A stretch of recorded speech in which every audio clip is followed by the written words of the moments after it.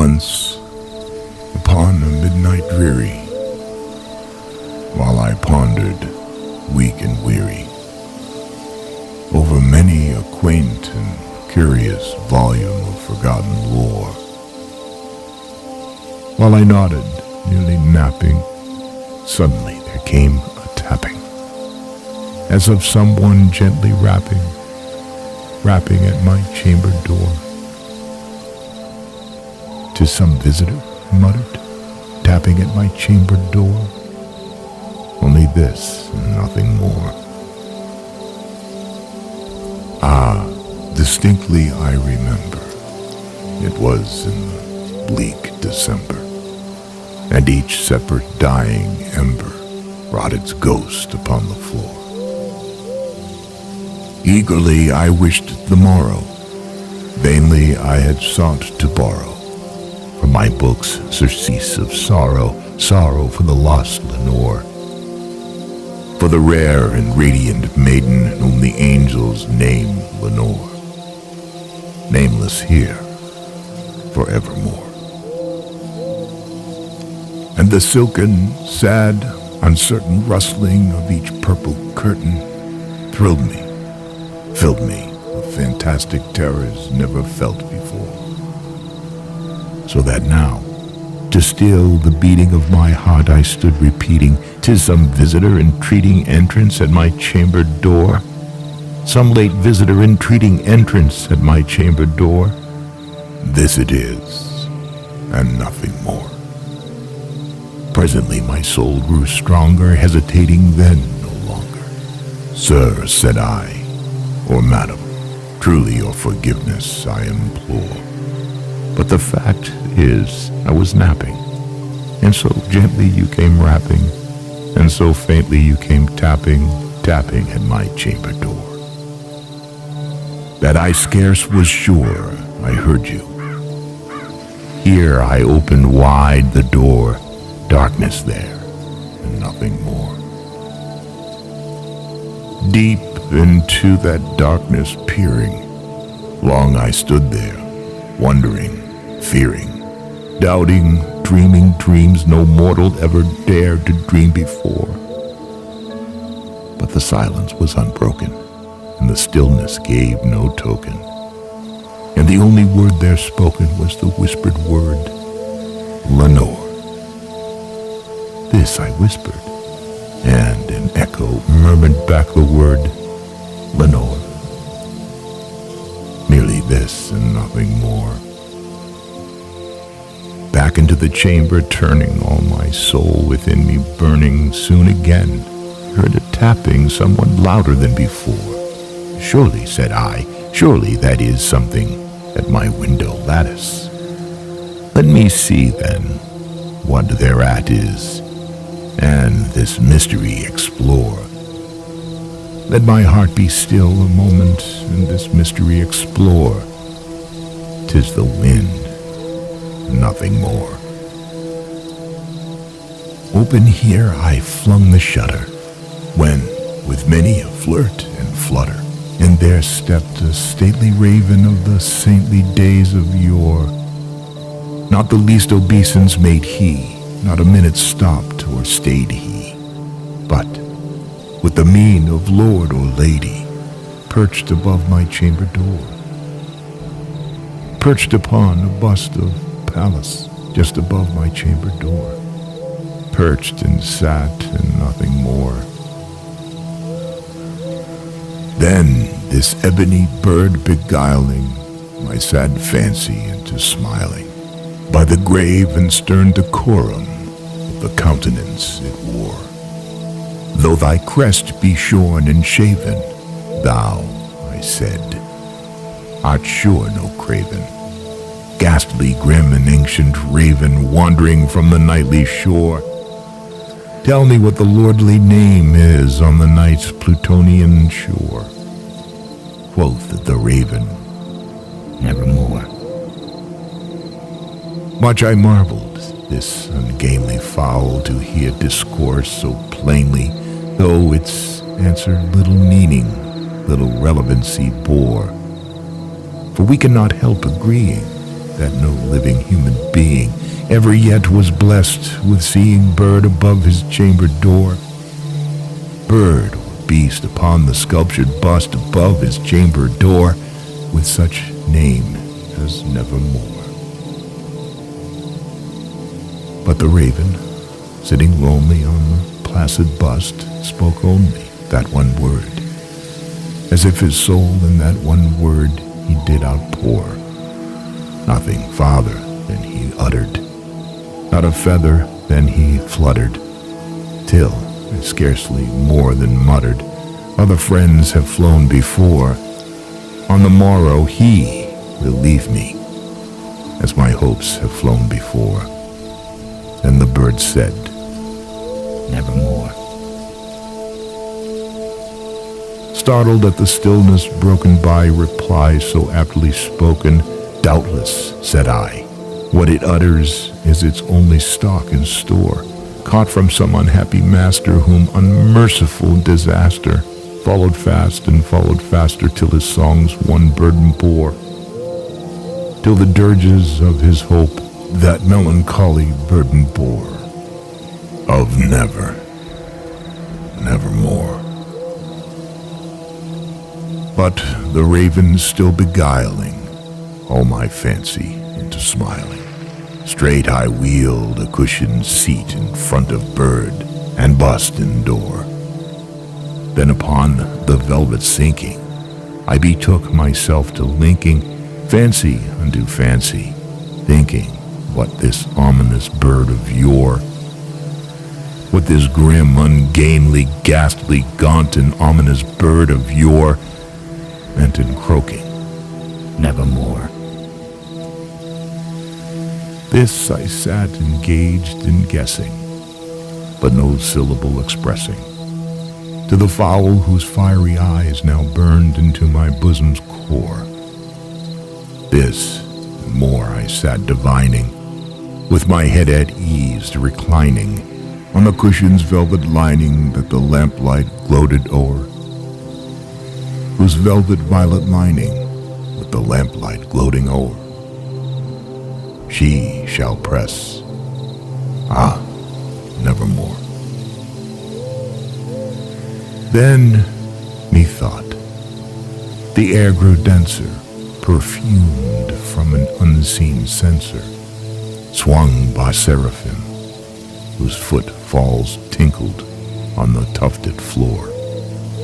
Wretch, I cried, thy God hath lent thee, by these angels he hath sent thee, respite, respite and nepenthe from thy memories of Lenore. Quaff, oh quaff this kind nepenthe, and forget this lost Lenore. Quoth the raven, nevermore. Prophet, said I, thing of evil, prophet still, if bird or devil, whether tempter sent or whether tempest tossed thee here ashore, desolate yet all undaunted, on this desert land enchanted, on this home by horror haunted, tell me, truly, I implore, is there balm in Gilead? Tell me, I implore, quoth the raven, nevermore. Prophet, said I, thing of evil, prophet still, if bird or devil, by that heaven that bends above us, by that God we both adore. Tell this soul with sorrow laden if, within the distant Aden, it shall clasp a sainted maiden whom the angels name Lenore. Clasp a rare and radiant maiden whom the angels name Lenore. Quoth the raven, nevermore. Be that word our sign of parting, bird or fiend, I shrieked, upstarting. Get thee back into the tempest and the night's Plutonian shore.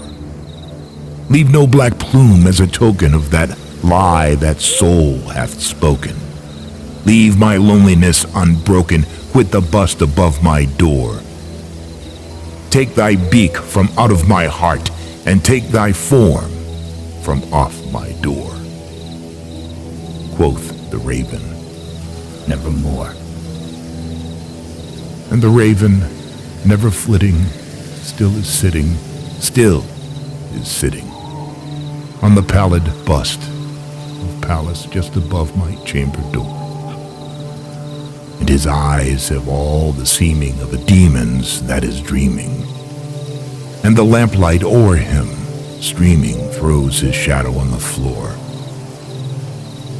And my soul from out that shadow that lies floating on the floor shall be lifted nevermore.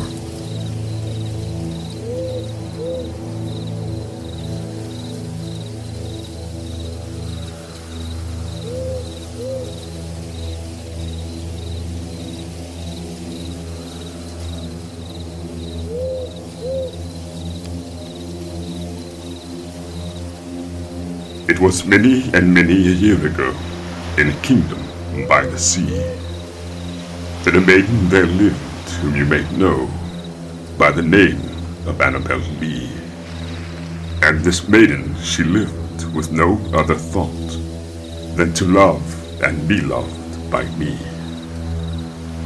She was a child and I was a child in this kingdom by the sea, but we loved with a love that was more than love, I and my Annabel Lee, with a love that the winged seraphs of heaven coveted her and me.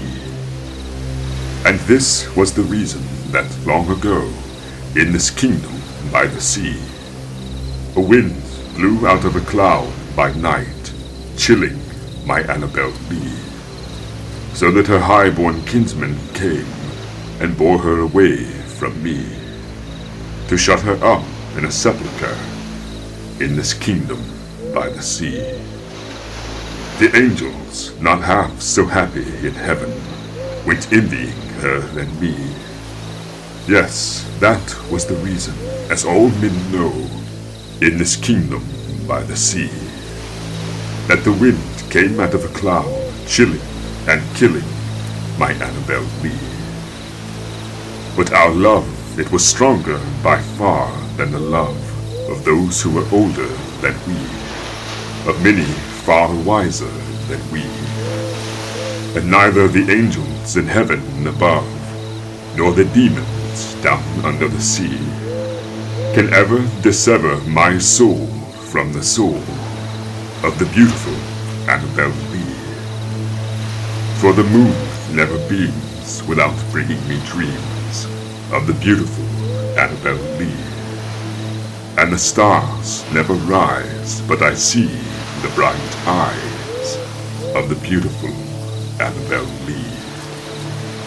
And so all the night tide I lie down by the side of my darling, my life and my bride, in her sepulchre there by the sea, in her tomb by the side of the sea.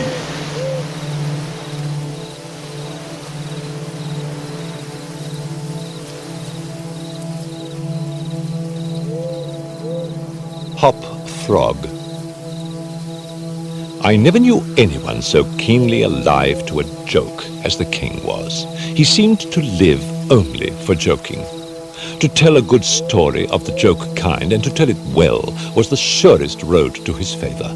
Thus it happened that his 7 ministers were all noted for their accomplishments as jokers. They all took after the king, too, in being large, corpulent, oily men, as well as inimitable jokers. Whether people grow fat by joking, or whether there is something in fat itself which predisposes to a joke, I have never been quite able to determine. But certain it is that a lean joker is a rara avis in terris. At the date of my narrative, professing jesters had not altogether gone out of fashion at court. Several of the great continental powers still retained their fools who wore motley with caps and bells, and who were expected to be always ready with sharp witticisms at a moment's notice in consideration of the crumbs that fell from the royal table.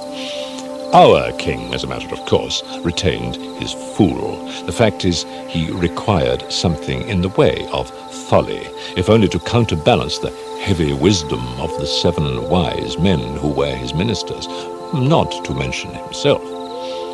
His fool, or professional jester, was not only a fool, however. His value was trebled in the eyes of the king by the fact of his being also a dwarf and a cripple. Dwarfs were as common at court in those days as fools, and many monarchs would have found it difficult to get through their days. Days are rather longer at court than elsewhere, without both a jester to laugh with and a dwarf to laugh at. But, as I have already observed, your jesters, in 99 cases out of 100, are fat, round, and unwieldy, so that it was no small source of self-gratulation with our king that in Hop Frog, this was the fool's name, he possessed a triplicate treasure in one person. I believe the name Hop Frog was not that given to the dwarf by his sponsors of baptism, but it was conferred upon him by general consent of the 7 ministers, on account of his inability to walk as other men do. In fact, Hop Frog could only get along by a sort of interjectional gait, something between a leap and a wriggle, a movement that afforded illimitable amusement and, of course, consolation to the king. But although Hop Frog, through the distortions of his legs, could move only with great pain and difficulty along a road or floor, the prodigious muscular power which nature seemed to have bestowed upon his arms by way of compensation for deficiency in the lower limbs enabled him to perform many great feats of wonderful dexterity where trees or ropes were in question or anything else to climb. At such exercises he certainly much more resembled a squirrel or a small monkey than a frog. I am not able to say with precision from what country Hop Frog originally came. It was from some barbarous region, however, that no person ever heard of, a vast distance from the court of our king. Hop Frog and a young girl, very little less dwarfish than himself, although of exquisite proportions and a marvelous dancer, had been forcibly carried off from their respective homes in adjoining provinces and sent as presents to the king by one of his ever-victorious generals. Under these circumstances, it is not to be wondered at that a close intimacy arose between the 2 little captives. Indeed, they soon became sworn friends. Hop Frog, who, although he made a great deal of sport, was by no means popular, had it not in his power to render Trippetta many services, but she, on account of her grace and exquisite beauty, although a dwarf, was universally admired and petted, so she possessed much influence, and never failed to use it whenever she could for the benefit of Hop Frog. On some grand state occasion, I forget what, the king determined to have a masquerade, and whenever a masquerade or anything of that kind occurred at our court, then the talents both of Hop Frog and Trippetta were sure to be called into play. Hop Frog in especial was so inventive in the way of getting up pageants, suggesting novel characters and arranging costume for masked balls, that nothing could be done, it seems, without his assistance. The night appointed for the fete had arrived.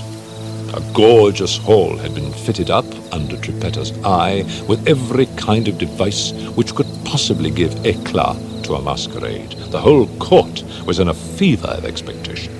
As for costumes and characters, it might well be supposed that everybody had come into a decision on such points. Many had made up their minds as to what roles they should assume, a week or even a month in advance, and in fact there was not a particle of indecision anywhere, except in the case of the king and his 7 ministers. Why they hesitated I never could tell, unless they did it by way of a joke. More probably they found it difficult on account of being so fat to make up their minds. At all events, time flew, and as a last resort they sent for Trippetta and Hopfrog. When the two little friends obeyed the summons of the king, they found him sitting at his wine with the 7 members of his cabinet council. But the monarch appeared to be in a very ill humor. He knew that Hopfrog was not fond of wine, for it excited the poor cripple almost to madness, and madness is no comfortable feeling. But the king loved his practical jokes, and took pleasure in forcing Hopfrog to drink, and, as the king called it, to be merry. "Come here, Hopfrog," said he, as the jester and his friend entered the room. "Swallow this bumper to the health of your absent friends, and then let us have the benefit of your invention. We want characters, man, something novel, out of the way. We are wearied with this everlasting sameness. Come, drink, the wine will brighten your wits." Hopfrog endeavored as usual to get up a jest in reply to these advances from the king, but the effort was too much. Roared the latter, as the dwarf reluctantly drained the beaker. "See what a glass of good wine can do. Your eyes are shining already."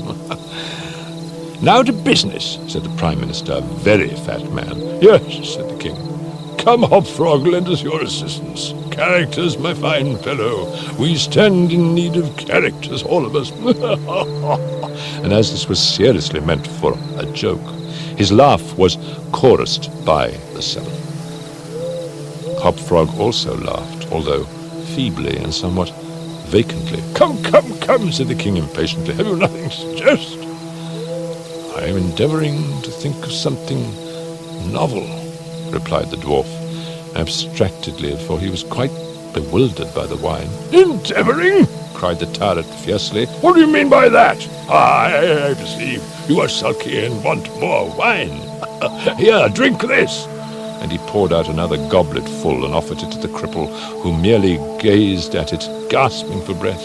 "Drink, I say!" shouted the monster. "Oh, by the fiends!"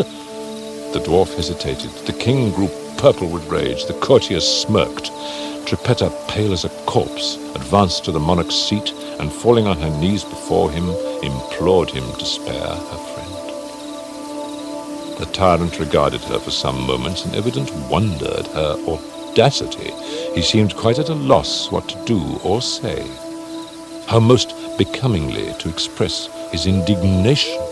At last, without uttering a syllable, he pushed her violently from him and threw the contents of the brimming goblet in her face. The poor girl got up as best she could, and not daring even to sigh, resumed her position at the foot of the table. There was a dead silence for about half a minute, during which the falling of a leaf or of a feather might have been heard. It was interrupted by a low but harsh and protracted grating sound, which seemed to come at once from every corner of the room. What are you making that noise for?" demanded the king, turning furiously to the dwarf. The latter seemed to have recovered in great measure from his intoxication, and looking fixedly but quietly into the tyrant's face, merely ejaculated, "I? How could it have been me?" "Sound appeared to come from without," observed one of the courtiers. "I fancy it was the parrot at the window, whetting his bill upon his cage wires." "True," replied the monarch, as if much relieved by the suggestion. "But on the honor of a knight, I could have sworn that it was the gritting of this vagabond's teeth." Hereupon the dwarf laughed. The king was too confirmed a joker to object to anyone's laughing, and displayed a set of large, powerful, and very repulsive teeth. Moreover, he avowed his perfect willingness to swallow as much wine as desired. The monarch was pacified, and having drained another bumper with no very perceptible ill effect, Hopfrog entered at once and with spirit into the plans for the masquerade. "I cannot tell what was the association of idea," observed he very tranquilly, and as if he had never tasted wine in his life. "But just after your Majesty had struck the girl and thrown the wine in her face, just after your Majesty had done this, and while the parrot was making that odd noise outside the window, there came into my mind a capital diversion, one of my own country frolics, often enacted among us at our masquerades. But here it will be new altogether. Unfortunately, however, it requires a company of 8 persons and Here we are!" cried the king, laughing at his acute discovery of the coincidence. 8 to a fraction! I and my 7 ministers. Come, what is the diversion? "We call it," replied the cripple, "the 8 chained orang-utangs, and it really is excellent sport, if well enacted." "We will enact it," remarked the king, drawing himself up and lowering his eyelids. "The beauty of the game," continued Hop Frog, "lies in the fright it occasions among the women." "Capital!" roared in chorus the monarch and his ministry. "I will equip you as orang-utangs," proceeded the dwarf. "Leave all that to me. The resemblance shall be so striking that the company of masqueraders will take you for real beasts, and of course they will be as much terrified as astonished." "Oh, this is exquisite!" exclaimed the king. "Hop Frog, I'll make a man of you." "The chains are for the purpose of increasing the confusion by their jangling.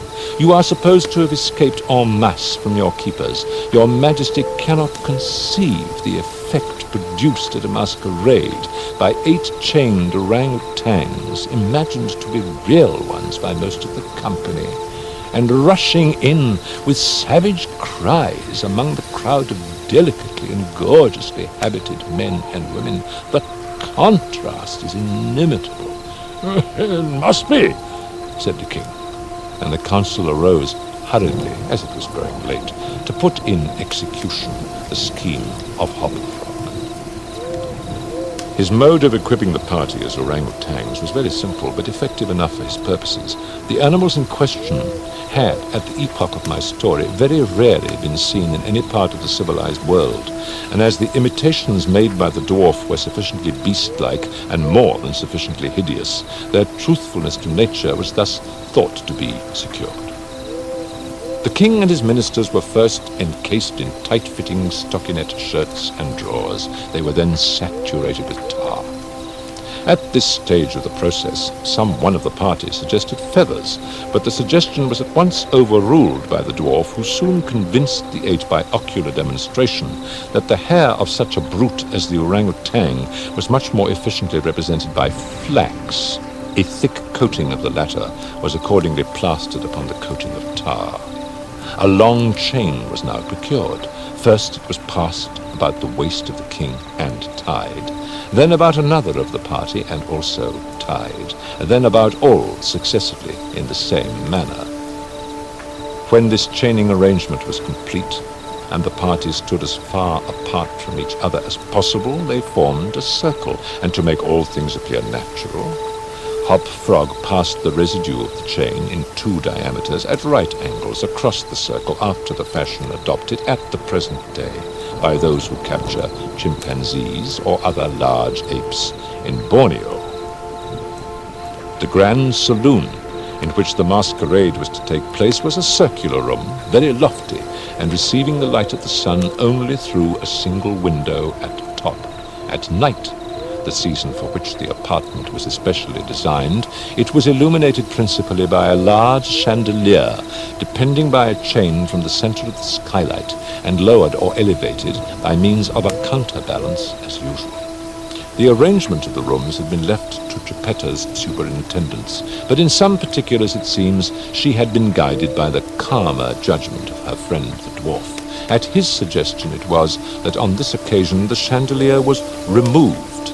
Its waxen drippings, which in weather so warm it was quite impossible to prevent, would have been seriously detrimental to the rich dresses of the guests, who on account of the crowded state of the saloon could not all be expected to keep from out its center, that is to say, from under the chandelier. Additional sconces were set in various parts of the hall out of the way, and a flambeau emitting sweet odor was placed in the right hand on each of the caryatides that stood against the wall, some 50 or 60 altogether. The 8 orang-utans, taking Hop Frog's advice, waited patiently until midnight, when the room was thoroughly filled with masqueraders before making their appearance. No sooner had the clock ceased striking, however, than they rushed, or rather rolled in all together, for the impediments of their chains caused most of the party to fall, and all to stumble as they entered. The excitement among the masqueraders was prodigious, and filled the heart of the king with glee. As had been anticipated, there were not a few of the guests who supposed the ferocious-looking creatures to be beasts of some kind in reality, if not precisely orang-utans. Many of the women swooned with affright, and had not the king taken the precaution to exclude all weapons from the saloon, his party might soon have expiated their frolic in their blood. As it was, a general rush was made for the doors, but the king had ordered them to be locked immediately upon his entrance, and at the dwarf's suggestion, the keys had been deposited with him.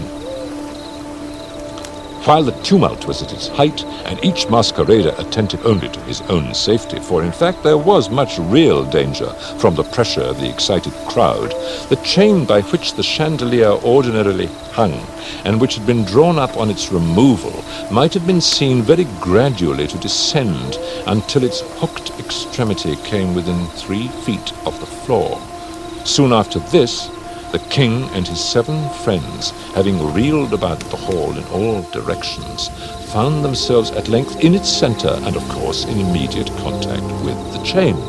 While they were thus situated, the dwarf, who had followed noiselessly at their heels, inciting them to keep up the commotion, inserted the hook from which the chandelier had been wont to depend, and in an instant, by some unseen agency, the chandelier chain was drawn so far upward as to take the hook out of reach, and as an inevitable consequence, to drag the orang-utans together in close connection and face to face. The masqueraders by this time had recovered in some measure from their alarm, and beginning to regard the whole matter as a well-contrived pleasantry, set up a loud shout of laughter at the predicament of the apes. "Leave them to me!" now screamed Hop Frog, his shrill voice making itself easily heard through all the din. "Leave them to me! I fancy I know them. If I can only get a good look at them, I can soon tell who they are." Here, scrambling over the heads of the crowd, he managed to get to the wall, when, seizing a flambeau from one of the caryatides, he returned as he went to the center of the room, leaped with the agility of a monkey upon the king's head, and thence clambered a few feet up the chain, holding down the torch to examine the group of orang-utans, and still screaming, "I shall soon find out who they are!" And now, while the whole assembly, the apes included, were convulsed with laughter, the jesters suddenly uttered a shrill whistle, when the chain flew violently up for about 30 feet, dragging with it the dismayed and struggling orang-utans, and leaving them suspended in mid-air between the skylight and the floor. Hop Frog, clinging to the chain as it rose, still maintained his relative position in respect to the 8 maskers, and still, as if nothing were the matter, continued to thrust his torch down towards them, as though endeavoring to discover who they were.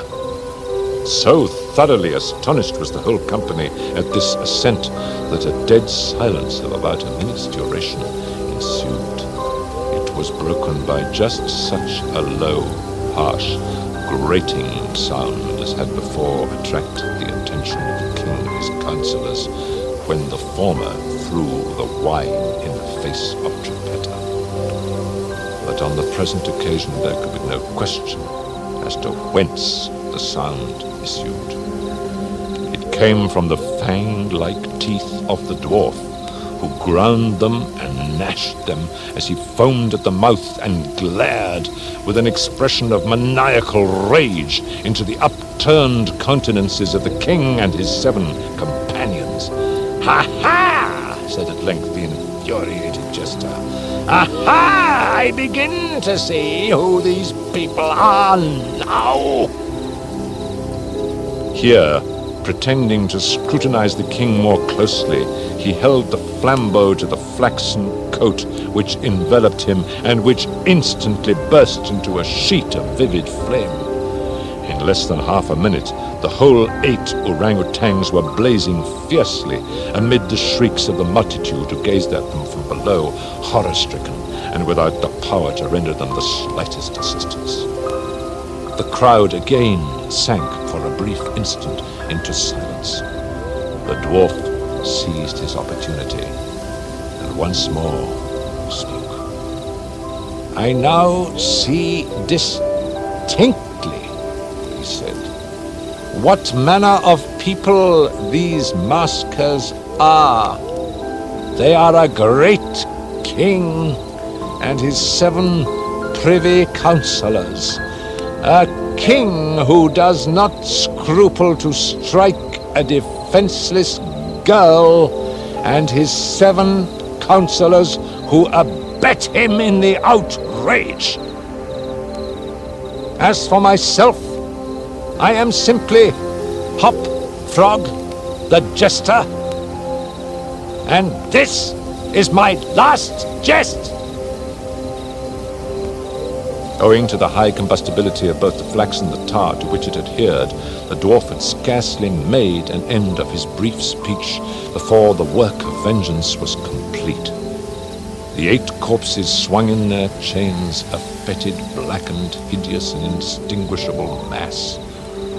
The cripple hurled his torch at them, clambered leisurely to the ceiling, and disappeared through the skylight.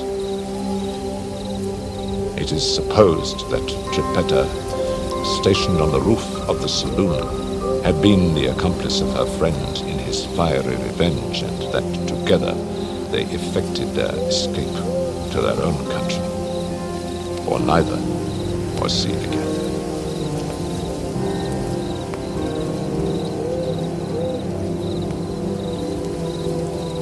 The Raven. Once upon a midnight dreary, while I pondered, weak and weary, over many a quaint and curious volume of forgotten lore, while I nodded, nearly napping, suddenly there came a tapping, as of someone gently rapping at my chamber door. "'Tis some visitor," I muttered, tapping at my chamber door. Only this and nothing more. Distinctly I remember it was in the bleak December, and each separate dying ember wrought its ghost upon the floor. Eagerly I wished the morrow. Vainly I had sought to borrow from my books surcease of sorrow. Sorrow for the lost Lenore, for the rare and radiant maiden whom the angels name Lenore. Nameless here forevermore.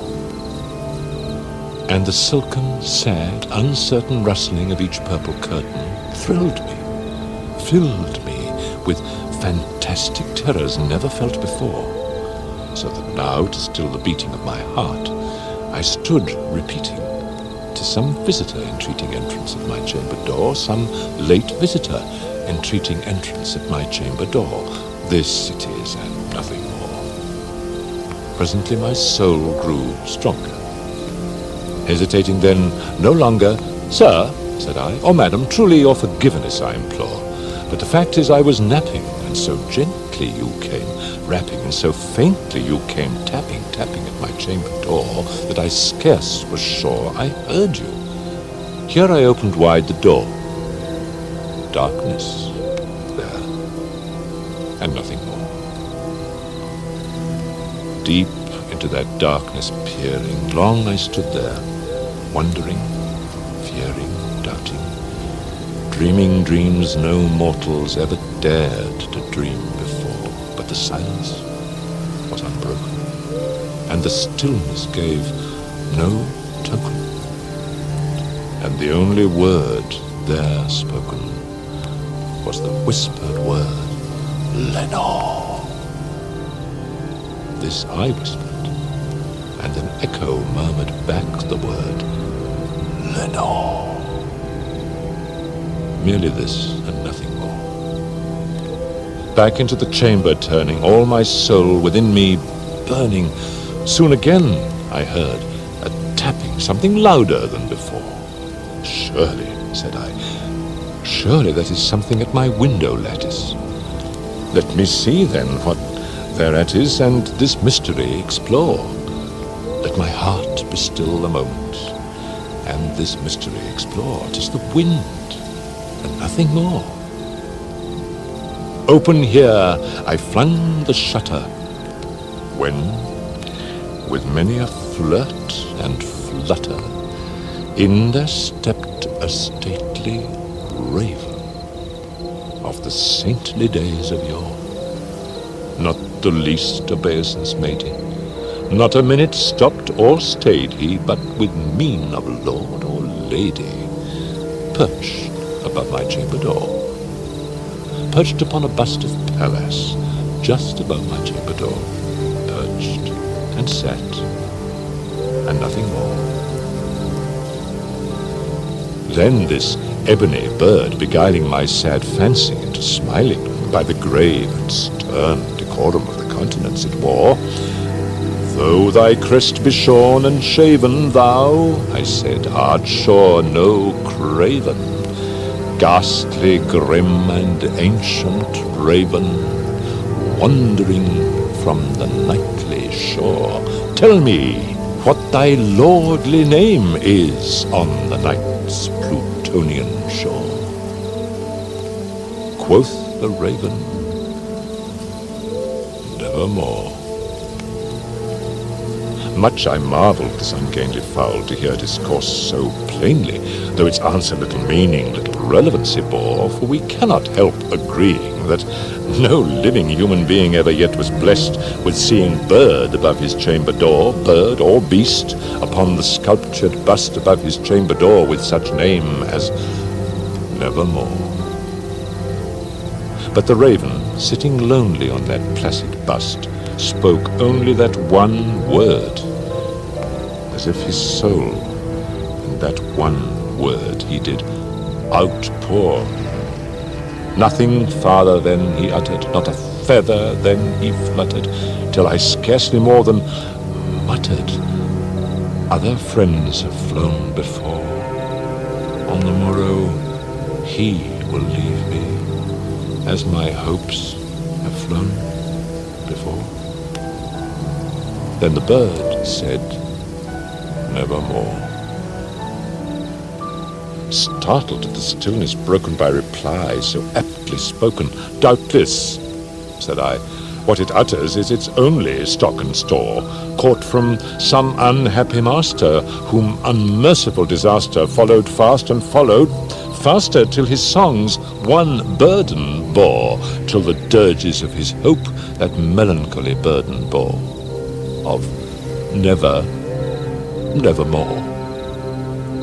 But the raven still beguiling all my sad soul into smiling, straight I wheeled a cushioned seat in front of bird and bust and door. Then upon the velvet sinking, I betook myself to linking fancy unto fancy, thinking what this ominous bird of yore, what this grim, ungainly, ghastly, gaunt, and ominous bird of yore meant in croaking nevermore. This I sat engaged in guessing, but no syllable expressing to the fowl, whose fiery eyes now burned into my bosom's core. This and more I sat divining with my head at ease, reclining on the cushion's velvet lining that the lamplight gloated o'er, but whose velvet violet lining with the lamplight gloating o'er, she shall press nevermore. Then methought the air grew denser, perfumed from an unseen censer swung by seraphim, whose footfalls tinkled on the tufted floor. "Wretch," I cried, "thy God hath lent thee, by these angels he hath sent thee respite and nepenthe from thy memories of Lenore. Quaff, oh quaff this kind nepenthe, and forget this lost Lenore." Quoth the raven, "Nevermore."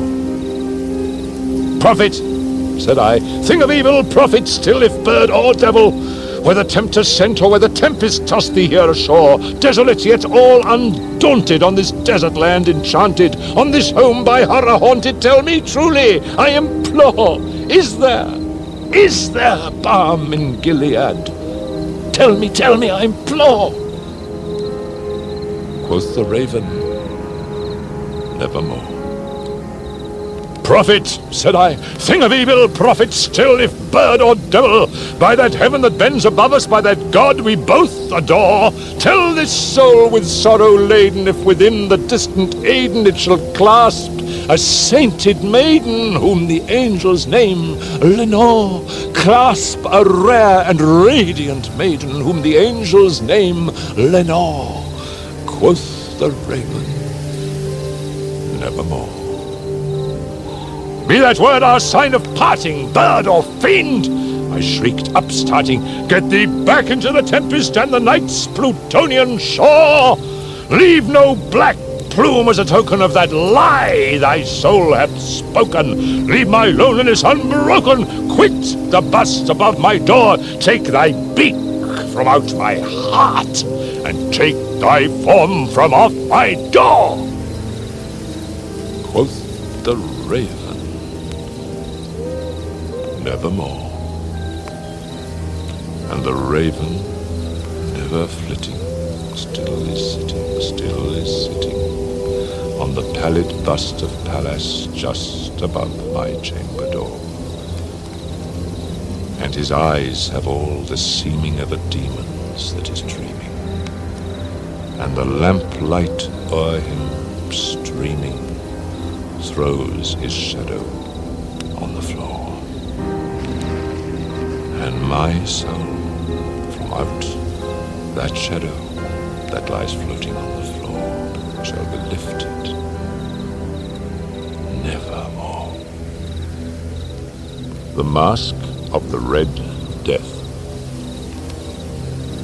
The Red Death had long devastated the country. No pestilence had ever been so fatal or so hideous. Blood was its avatar and its seal, the redness and horror of blood. There were sharp pains and sudden dizziness, and then profuse bleeding at the pores with dissolution. The scarlet stains upon the body, and especially upon the face of the victim, were the pest ban which shut him out from the aid and from the sympathy of his fellow men. And the whole seizure, progress, and termination of the disease were the incidents of half an hour. But the Prince Prospero was happy and dauntless and sagacious. When his dominions were half depopulated, he summoned to his presence 1,000 hale and light-hearted friends from among the knights and dames of his court, and with these retired to the deep seclusion of one of his castellated abbeys. This was an extensive and magnificent structure, the creation of the prince's own eccentric yet august taste. A strong and lofty wall girdled it in. This wall had gates of iron. The courtiers, having entered, brought furnaces and massy hammers and welded the bolts. They resolved to leave means neither of ingress nor egress to the sudden impulses of despair or of frenzy from within. The abbey was amply provisioned. With such precautions, the courtiers might bid defiance to contagion. The external world could take care of itself. In the meantime, it was folly to grieve or to think. The prince had provided all the appliances of pleasure. There were buffoons, there were improvisatori, there were ballet dancers, there were musicians, there was beauty, there was wine. All these and security were within. Without was the Red Death. It was toward the close of the 5th or 6th month of his seclusion, and while the pestilence raged most furiously abroad, that the Prince Prospero entertained his 1,000 friends at a masked ball of the most unusual magnificence. It was a voluptuous scene, that masquerade. But first, let me tell you of the rooms in which it was held. These were 7, an imperial suite. In many palaces, however, such suites form a long and straight vista, while the folding doors slide back nearly to the walls on either side, so that the view of the whole extent is scarcely impeded. Here, the case was very different, as might have been expected from the Duke's love of the bizarre. The apartments were so irregularly disposed that the vision embraced but little more than one at a time. There was a sharp turn at every 20 or 30 yards, and at each turn a novel effect. To the right and left in the middle of each wall, a tall and narrow Gothic window looked out upon a closed corridor which pursued the windings of the suite. These windows were of stained glass, whose color varied in accordance with the prevailing hue of the decorations of the chamber into which it opened. That at the eastern extremity was hung, for example, in blue, and vividly blue were its windows. The second chamber was purple in its ornaments and tapestries, and here the panes were purple. The third was green throughout, and so were the casements. The fourth was furnished and lighted with orange, the fifth with white, the sixth with violet. The seventh apartment was closely shrouded in black velvet tapestries that hung all over the ceiling and down the walls, falling in heavy folds upon a carpet of the same material and hue. But in this chamber only, the color of the windows failed to correspond with the decorations. The panes here were scarlet, a deep blood color. Now, in no one of the 7 apartments was there any lamp or candelabrum, amid the profusion of golden ornaments that lay scattered to and fro or depended from the roof. There was no light of any kind emanating from lamp or candle within the suite of chambers. But in the corridors that followed the suite, there stood opposite to each window a heavy tripod, bearing a brazier of fire that projected its rays through the tinted glass, and so glaringly illumined the room. And thus were produced a multitude of gaudy and fantastic appearances. But in the western or black chamber, the effect of the firelight that streamed upon the dark hangings through the blood-tinted panes was ghastly in the extreme, and produced so wild a look upon the countenances of those who entered, that there were few of the company bold enough to set foot within its precincts at all. It was in this apartment also that there stood against the western wall a gigantic clock of ebony. Its pendulum swung to and fro with a dull, heavy, monotonous clang. And when the minute hand made the circuit of the face, and the hour was to be stricken, there came from the brazen lungs of the clock a sound which was clear and loud and deep and exceedingly musical, but of so peculiar a note and emphasis that at each lapse of an hour the musicians of the orchestra were constrained to pause momentarily in their performance to hearken to the sound, and thus the waltzers perforce ceased their evolutions, and there was a brief disconcert of the whole gay company. And while the chimes of the clock yet rang, it was observed that the giddiest grew pale, and the more aged and sedate passed their hands over their brows as if in confused reverie or meditation. But when the echoes had fully ceased, A light laughter at once pervaded the assembly. The musicians looked at each other and smiled as if at their own nervousness and folly, and made whispering vows each to the other that the next chiming of the clock should produce in them no similar emotion. And then, after the lapse of 60 minutes, which embraced 3,600 seconds of the time that flies, there came yet another chiming of the clock, and then were the same disconcert and tremulousness and meditation as before. But in spite of these things, it was a gay and magnificent revel. The tastes of the Duke were peculiar. He had a fine eye for colours and effects. He disregarded the decora of mere fashion. His plans were bold and fiery, and his conceptions glowed with barbaric lustre. There are some who would have thought him mad. His followers felt that he was not. It was necessary to hear and see and touch him to be sure that he was not. He had directed in great part the movable embellishments of the 7 chambers upon occasion of this great fete, and it was his own guiding taste which had given character to the masqueraders. Be sure they were grotesque. There were much glare and glitter and piquancy and phantasm.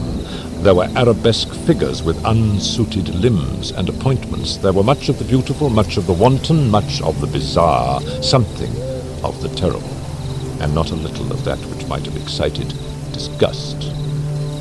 To and fro in the 7 chambers there stalked, in fact, a multitude of dreams. And these, the dreams, writhed in and about, taking hue from the rooms and causing the wild music of the orchestra to seem as the echo of their steps. And anon there strikes the ebony clock which stands in the hall of the velvet, and then, for a moment, all is still and all is silent, save the voice of the clock. The dreams are stiff frozen as they stand. But the echoes of the chime die away, they have endured but an instant, and a light, half-subdued laughter floats after them as they depart. And now again the music swells, and the dreams live and writhe to and fro more merrily than ever, taking hue from the many tainted windows through which stream the rays from the tripods. But to the chamber which lies most westwardly of the 7 there are now none of the maskers who venture, for the night is waning away, and there flows a ruddier light through the blood-coloured panes, and the blackness of the sable drapery appalls. And to him whose foot falls upon the sable carpet there comes from the near clock of ebony a muffled peal, more solemnly emphatic than any which reaches their ears, who indulged in the more remote gaieties of the other compartments. But these other apartments were densely crowded, and in them beat feverishly the heart of life. And the revel went whirlingly on, until at length there commenced the sounding of midnight upon the clock, and then the music ceased, as I have told, and the evolutions of the waltzers were quieted, and there was an uneasy cessation of all things as before. But now there were 12 strokes to be sounded by the bell of the clock, and thus it happened perhaps that more of thought crept with more of time into the meditations of the thoughtful among those who revelled. And thus too it happened perhaps that before the last echoes of the last chime had utterly sunk into silence, there were many individuals in the crowd who had found leisure to become aware of the presence of a masked figure which had arrested the attention of no single individual before. And the rumor of this new presence having spread itself whisperingly around, there arose at length from the whole company a buzz or murmur expressive of disapprobation and surprise, then finally of terror, of horror, and of disgust. In an assembly of phantasms such as I have painted, it may well be supposed that no ordinary appearance could have excited such sensation. In truth, the masquerade license of the night was nearly unlimited, but the figure in question had out-Heroded Herod, and gone beyond the bounds of even the prince's indefinite decorum. There are chords in the hearts of the most reckless which cannot be touched without emotion, even with the utterly lost, to whom life and death are equally jests. There are matters of which no jest can be made. The whole company indeed seemed now deeply to feel that in the costume and bearing of the stranger neither wit nor propriety existed. The figure was tall and gaunt, and shrouded from head to foot in the habiliments of the grave. The mask which concealed the visage was made so nearly to resemble the countenance of a stiffened corpse that the closest scrutiny must have had difficulty in detecting the cheat. And yet all this might have been endured, if not approved by the mad revellers around, but the mummer had gone so far as to assume the type of the Red Death.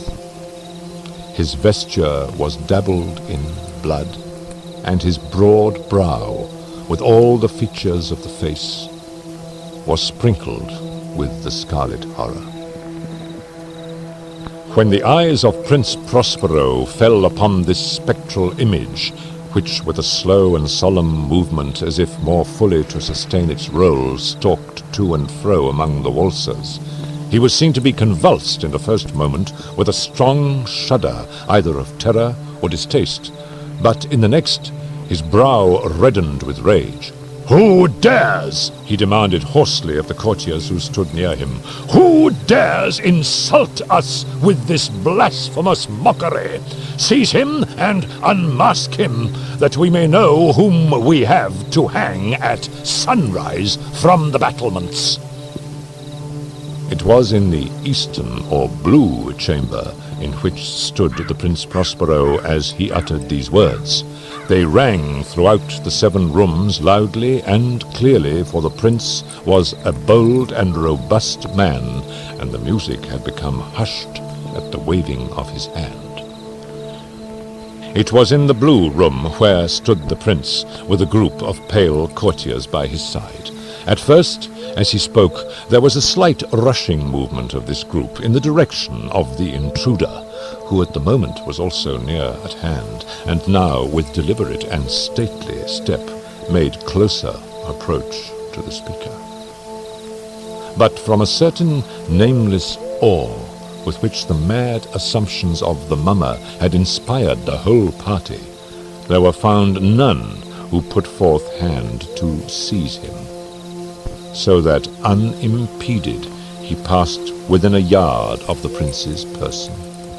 And while the vast assembly, as if with one impulse, shrank from the centers of the room to the walls, he made his way uninterruptedly, but with the same solemn and measured step which had distinguished him from the first, through the blue chamber to the purple, through the purple to the green, through the green to the orange, through this again to the white, and even thence to the violet, ere a decided movement had been made to arrest him. It was then, however, that the Prince Prospero, maddening with rage and the shame of his own momentary cowardice, rushed hurriedly through the 6 chambers, while none followed him on account of a deadly terror that had seized upon all. He bore aloft a drawn dagger, and had approached in rapid impetuosity to within 3 or 4 feet of the retreating figure, when the latter, having attained the extremity of the velvet apartment, turned suddenly and confronted his pursuer. There was a sharp cry, and the dagger dropped gleaming upon the sable carpet, upon which instantly afterward fell, prostrate in death, the Prince Prospero. Then, summoning the wild courage of despair, a throng of the revelers at once threw themselves into the black apartment, and seizing the mummer, whose tall figure stood erect and motionless within the shadow of the ebony clock, gasped in unutterable horror at finding the grave cerements and corpse-like mask, which they handled with so violent a rudeness, untenanted by any tangible form. And now was acknowledged the presence of the Red Death. He had come like a thief in the night, and one by one dropped the revelers in the blood-bedewed halls of their revel, and died, each in the despairing posture of his fall. And the life of the ebony clock went out with that of the last of the gay, and the flames of the tripods expired, and darkness and decay and the Red Death held illimitable dominion over all.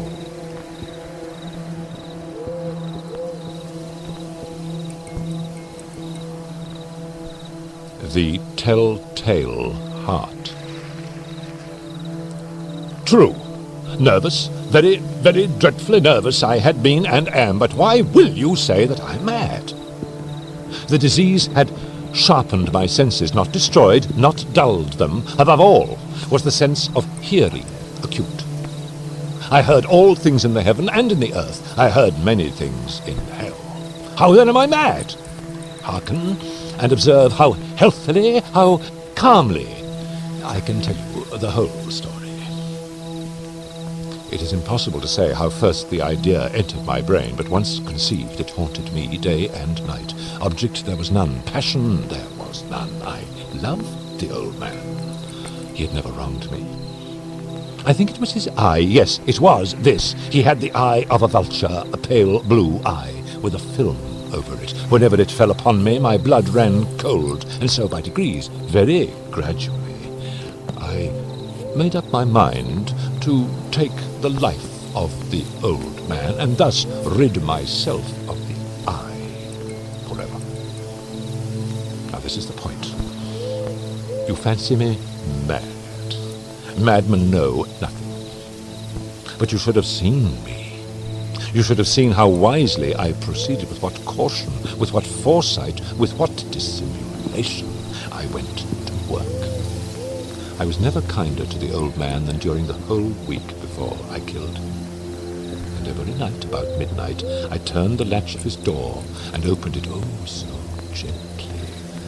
And then, when I had made an opening sufficient for my head, I put in a dark lantern, all closed, so that no light shone out. And then I thrust in my head. Oh, you would have laughed to see how cunningly I thrust it in.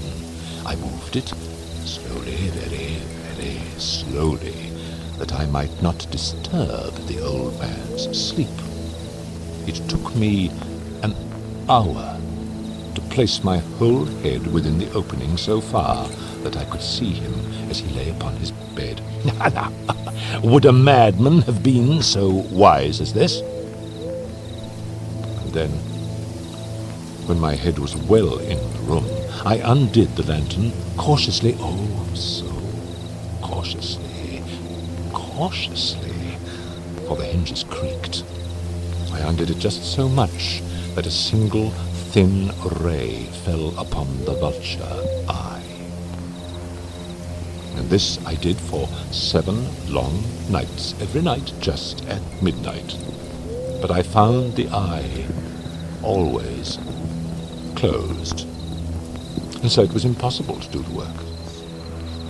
For it was not the old man who vexed me, but his evil eye.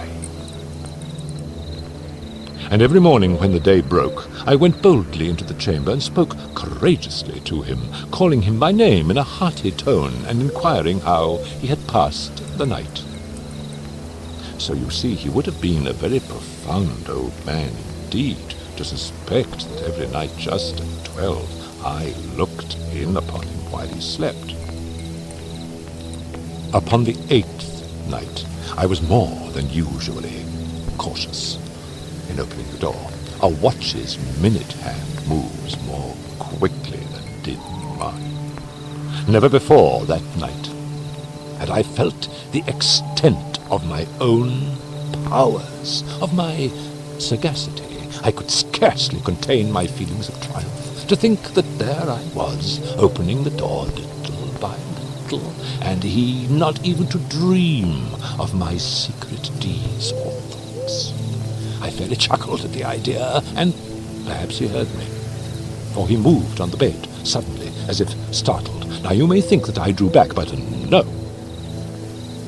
His room was as black as pitch, with a thick darkness, for the shutters were close fastened through fear of robbers, and so I knew that he could not see the opening of the door, and I kept pushing it on steadily.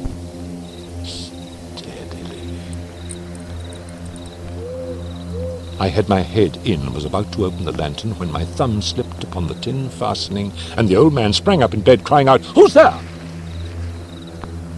I kept quite still and said nothing. For a whole hour I did not move a muscle, and in the meantime I did not hear him lie down. He was still sitting up in the bed, listening, just as I have done, night after night, hearkening to the death watches in the wall. Presently I heard a slight groan, and I knew it was the groan of mortal terror.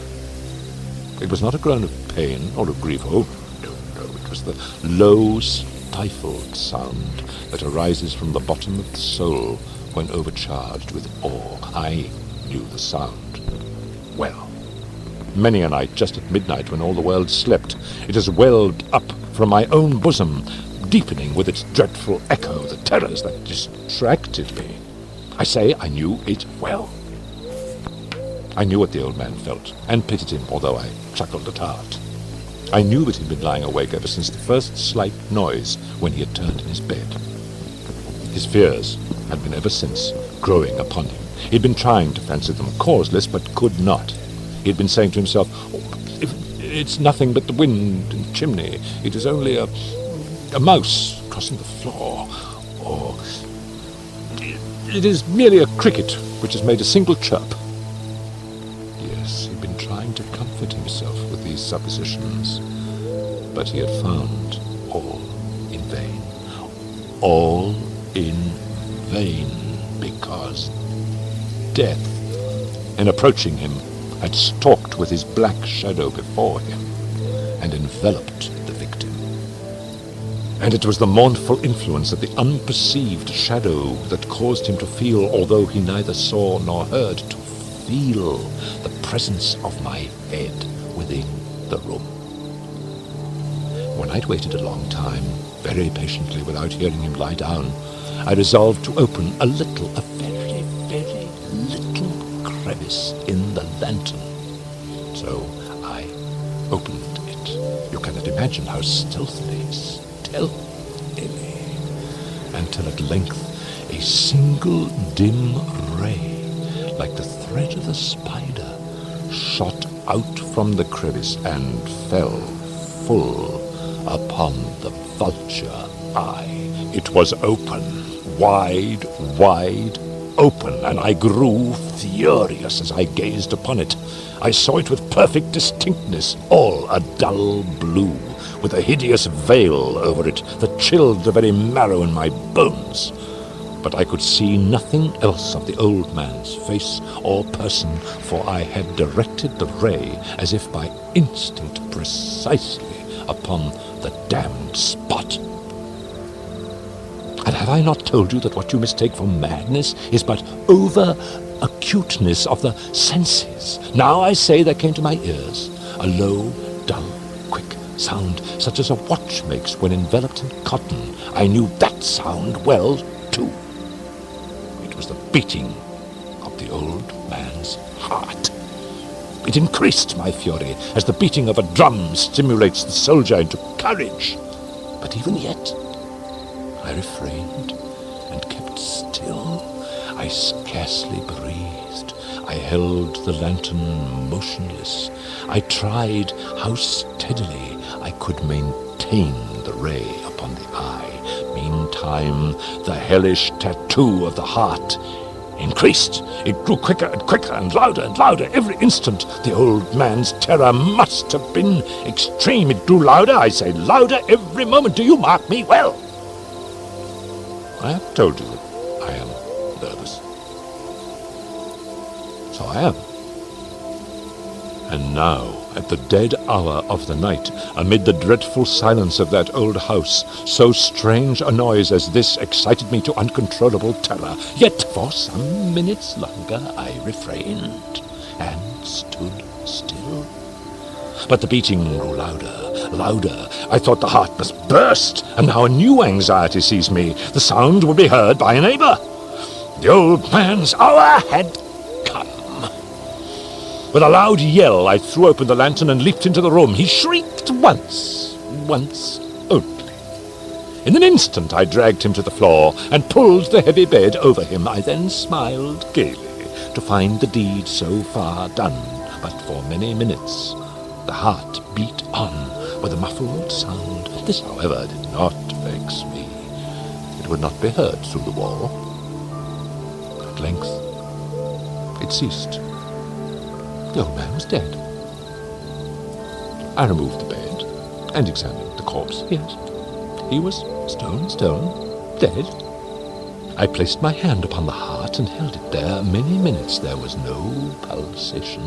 He was stone dead. His eye would trouble me no more. If still you think me mad, you will think so no longer when I describe the wise precautions I took for the concealment of the body. The night waned, and I worked hastily, but in silence. First of all, I dismembered the corpse. I cut off the head and the arms and the legs. I then took up 3 planks from the flooring of the chamber and deposited all between the scantlings. I then replaced the boards so cleverly, so cunningly, that no human eye, not even his, could have detected anything wrong. There was nothing to wash out, no stain of any kind, no blood spot whatever. I'd been too wary for that. A tub had caught all. When I made an end of these labours, it was 4 o'clock, still dark as midnight. As the bells sounded the hour, there came a knocking at the street door. I went down to open it with a light heart, for what had I now to fear? There entered 3 men, who introduced themselves with perfect suavity as officers of the police. A shriek had been heard by a neighbour during the night. Suspicion of foul play had been aroused. Information had been lodged at the police office, and they, the officers, had been deputed to search the premises. I smiled, for what had I to fear? I bade the gentleman welcome. The shriek, I said, was my own in a dream. The old man, I mentioned, was absent in the country. I took my visitors all over the house. I bade them search well. I led them at length to his chamber. I showed them his treasures, secure, undisturbed. In the enthusiasm of my confidence, I brought chairs into the room and desired them here to rest from their fatigues, while I myself, in the wild audacity of my perfect triumph, placed my own seat upon the very spot beneath which reposed the corpse of the victim. The officers were satisfied. My manner had convinced them. I was singularly at ease. They sat, and while I answered cheerily, they chatted of familiar things. But ere long I felt myself getting pale, and wished them gone. My head ached, and I fancied a ringing in my ears. But still they sat, and still chatted. The ringing became more distinct. It continued and became more distinct. I talked more freely to get rid of the feeling, but it continued and gained definiteness until at length I found that the noise was not within my ears. No doubt I now grew very pale, but I talked more fluently and with a heightened voice. Yet the sound increased, and what could I do? It was a low, dull, quick sound, much such a sound as a watch makes when enveloped in cotton. I gasped for breath, and yet the officers heard it not. I talked more quickly, more vehemently, but the noise steadily increased. I arose and argued about trifles in a high key and with violent gesticulations, but the noise steadily increased. Why would they not be gone? I paced the floor to and fro with heavy strides, as if excited to fury by the observations of the men, but the noise steadily increased. Oh God, what could I do? I foamed, I raved, I swore. I swung the chair upon which I had been sitting and grated it upon the boards, but the noise arose over all and continually increased. It grew louder, louder, louder! And still the men chatted pleasantly and smiled. Was it possible they heard not? Almighty God, no! No, they heard, they suspected, they knew! They were making a mockery of my horror. This I thought, and this I think. But anything was better than this agony. Anything was more tolerable than this derision. I could bear these hypocritical smiles no longer. I felt that I must scream or die. And now, again, hark, louder, louder, louder, louder! Villains! I shrieked, dissemble no more! I admit the deed, tear up the planks! Here, here! It is the beating of his hideous heart!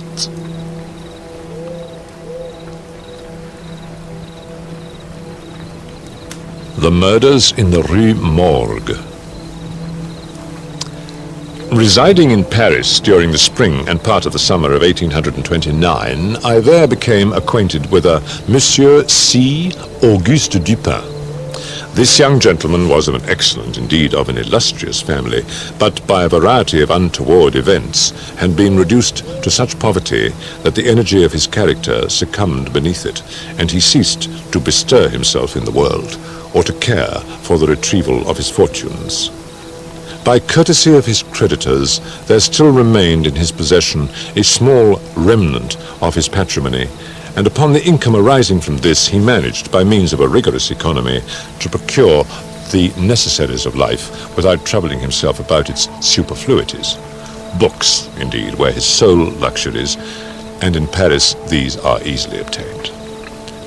Our first meeting was at an obscure library in the Rue Montmartre, where the accident of our both being in search of the same very rare and very remarkable volume brought us into closer communion.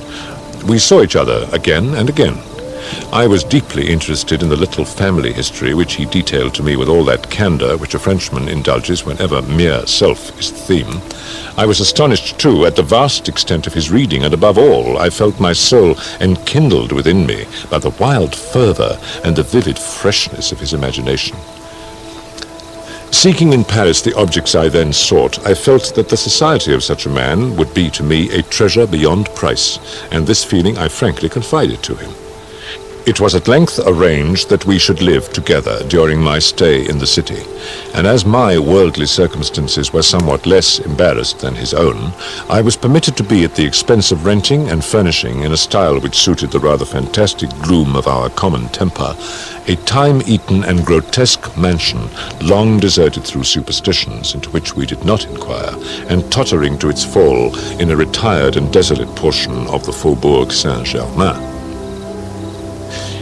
We were strolling one night down a long, dirty street in the vicinity of the Palais Royal, when the headlines of the evening edition of the Gazette des Tribunaux arrested our attention.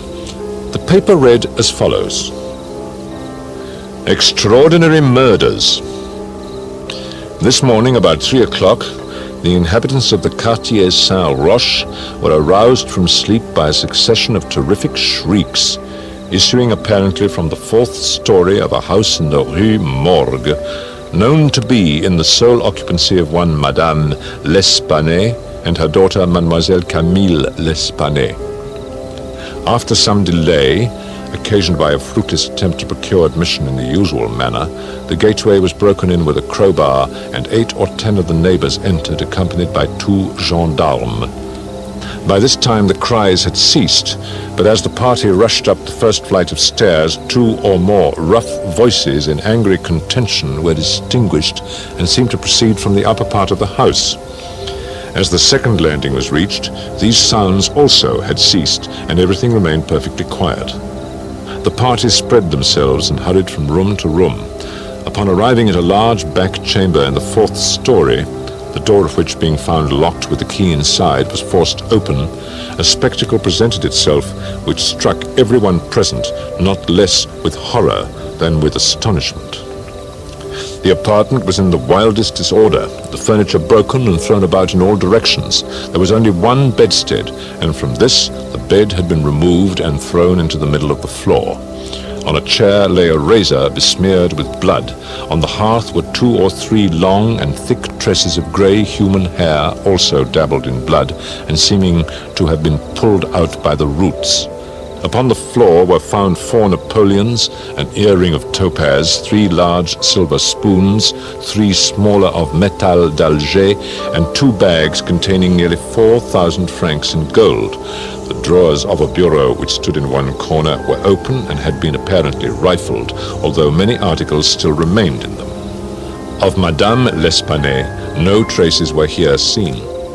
But an unusual quantity of soot being observed in the fireplace, a search was made in the chimney, and, horrible to relate, the corpse of the daughter, head downwards, was dragged therefrom, it having been thus forced up the narrow aperture for a considerable distance.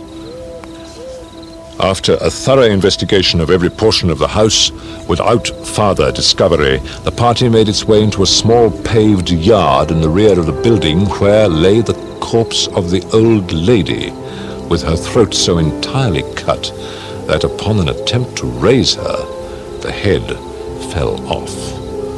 The body, as well as the head, was fearfully mutilated, the former so much so as scarcely to retain any semblance of humanity. To this horrible mystery there is not as yet, we believe, the slightest clue. The next day's paper had these additional particulars. The tragedy in the Rue Morgue. Many individuals have been examined in relation to this most extraordinary and frightful affair, but nothing whatever has transpired to throw light upon it. We give below all the material testimony elicited. Pauline Dubourg, laundress, deposes that she has known both the deceased for 3 years, having washed for them during that period. The old lady and her daughter seemed on good terms, very affectionate towards each other. They were excellent pay.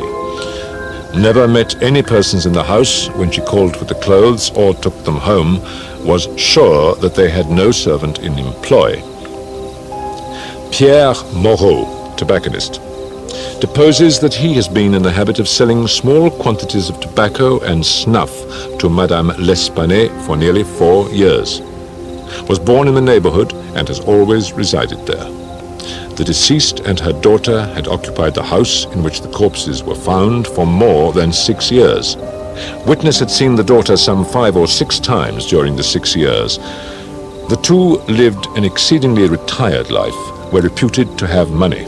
Had heard it said among the neighbors that Madame L'Espanay told fortunes, did not believe it. Had never seen any person enter the door except the old lady and her daughter, a porter once or twice, and a physician some 8 or 10 times. Many other persons, neighbors, gave evidence to the same effect. No one was spoken of as frequenting the house.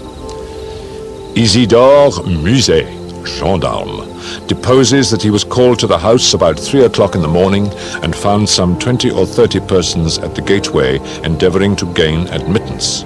Forced it open at length with a bayonet, not with a crowbar. Had but little difficulty in getting it open on account of its being a double or folding gate and bolted neither at bottom nor top. The shrieks were continued until the gate was forced and then suddenly ceased. They seemed to be screams of some person or persons in great agony, were loud and drawn out, not short and quick. Witness led the way upstairs. Upon reaching the first landing, heard two voices in loud and angry contention, the one a gruff voice, the other much shriller, a very strange voice. Could distinguish some words of the former, which was that of a Frenchman, was positive that it was not a woman's voice. Could distinguish the words sacré and diable. The shrill voice was that of a foreigner. Could not be sure whether it was the voice of a man or of a woman. Could not make out what was said, but believed the language to be Spanish.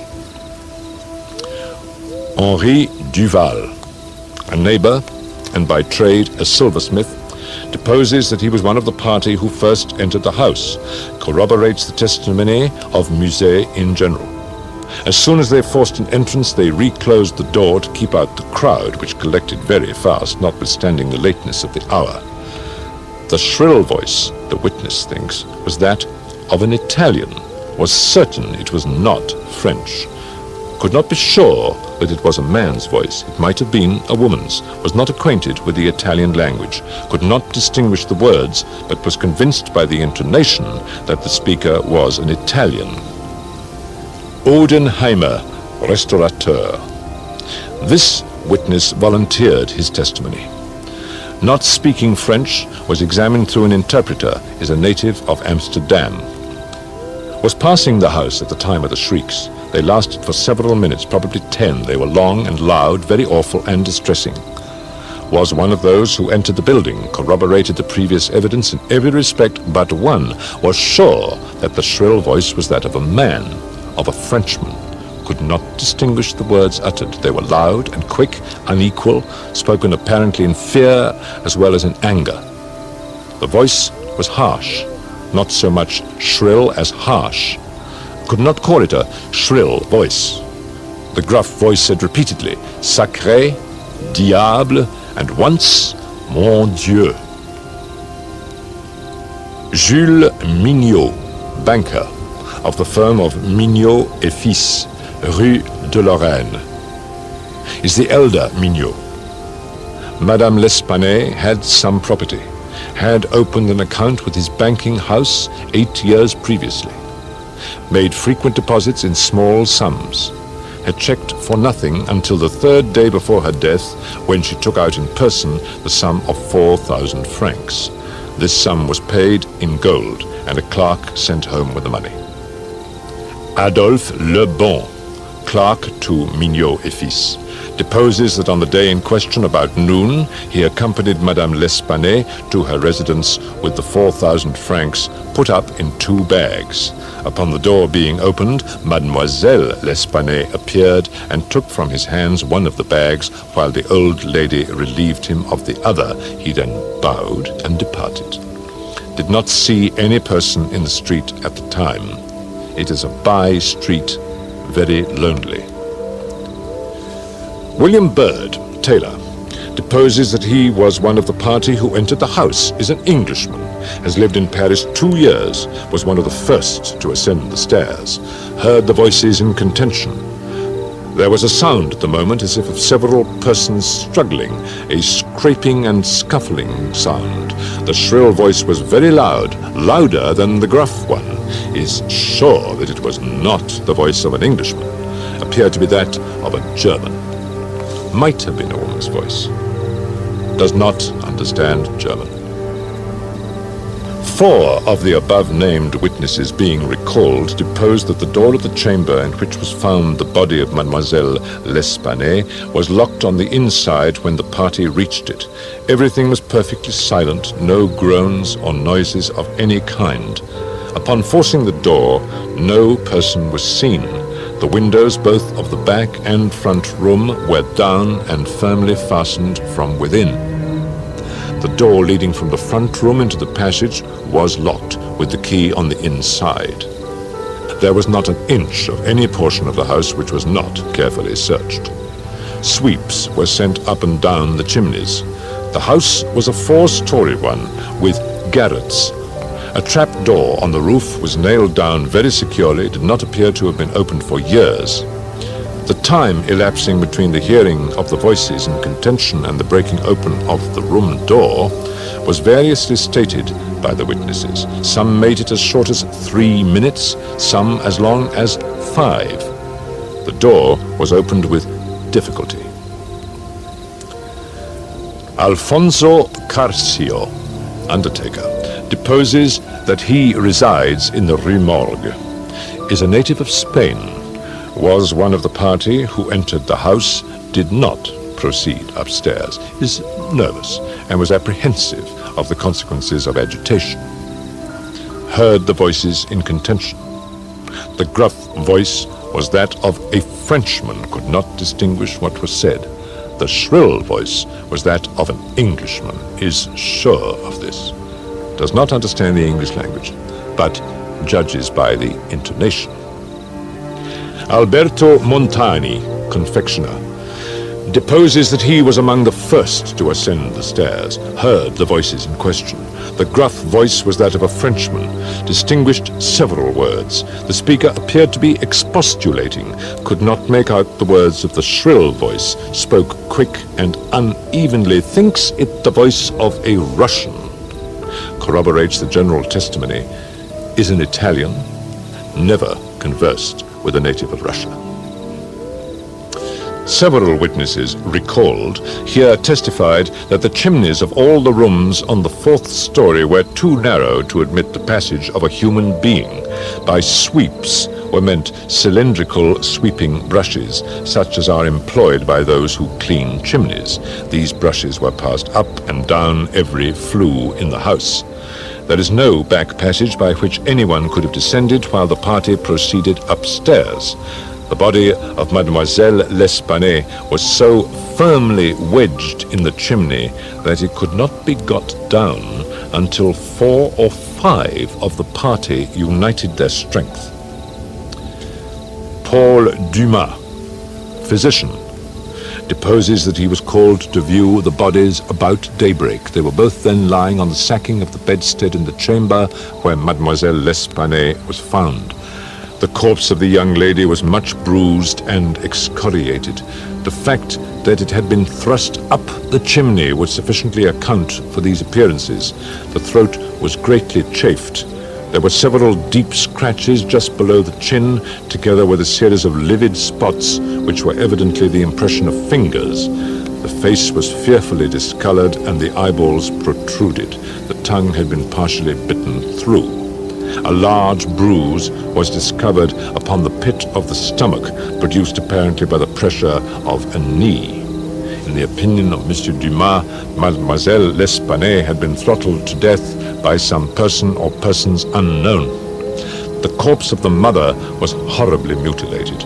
All the bones of the right leg and arm were more or less shattered, the left tibia much splintered, as well as all the ribs of the left side, whole body dreadfully bruised and discolored.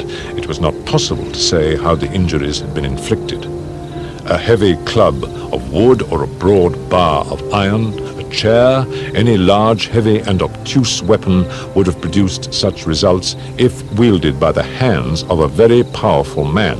No woman could have inflicted the blows with any weapon. The head of the deceased, when seen by witness, was entirely separated from the body and was also greatly shattered. The throat had evidently been cut with some very sharp instrument, probably with a razor. The evening edition of the paper stated that the greatest excitement still continued in the Quartier Saint-Roch, that the premises in question had been carefully researched and fresh examinations of witnesses instituted, but all to no purpose. A postscript, however, mentioned that the bank clerk Adolphe Lebon had been arrested and imprisoned, although nothing appeared to criminate him beyond the facts already detailed. Dupin seemed singularly interested in the progress of this affair, at least so I judged from his manner, for he made no comments. It was only after the announcement that Le Bon had been imprisoned that he asked me my opinion respecting the murders. I could merely agree with all Paris in considering them an insoluble mystery. I saw no means by which it would be possible to trace the murderer. We must not judge of the means, said Dupin, by this shell of an examination. The Parisian police, so much extolled for acumen, are cunning, but no more. There is no method in their proceedings beyond the method of the moment. The results attained by them are not unfrequently surprising, but for the most part are brought about by simple diligence and activity. When these qualities are unavailing, their schemes fail. There is such a thing as being too profound. Truth is not always in a well. The depth lies in the valleys where we seek her, and not upon the mountain tops where she is found. The modes and sources of this kind of error are well typified in the contemplation of the heavenly bodies. To look at a star by glances, to view it in a sidelong way by turning towards it the exterior portions of the retina, is to behold the star distinctly, is to have the best appreciation of its luster, a luster which grows dim just in proportion as we turn our vision fully upon it. As for these murders, let us enter into some examinations for ourselves before we make up an opinion respecting them. An inquiry will afford us amusement. I thought this an odd term, so applied, but said nothing.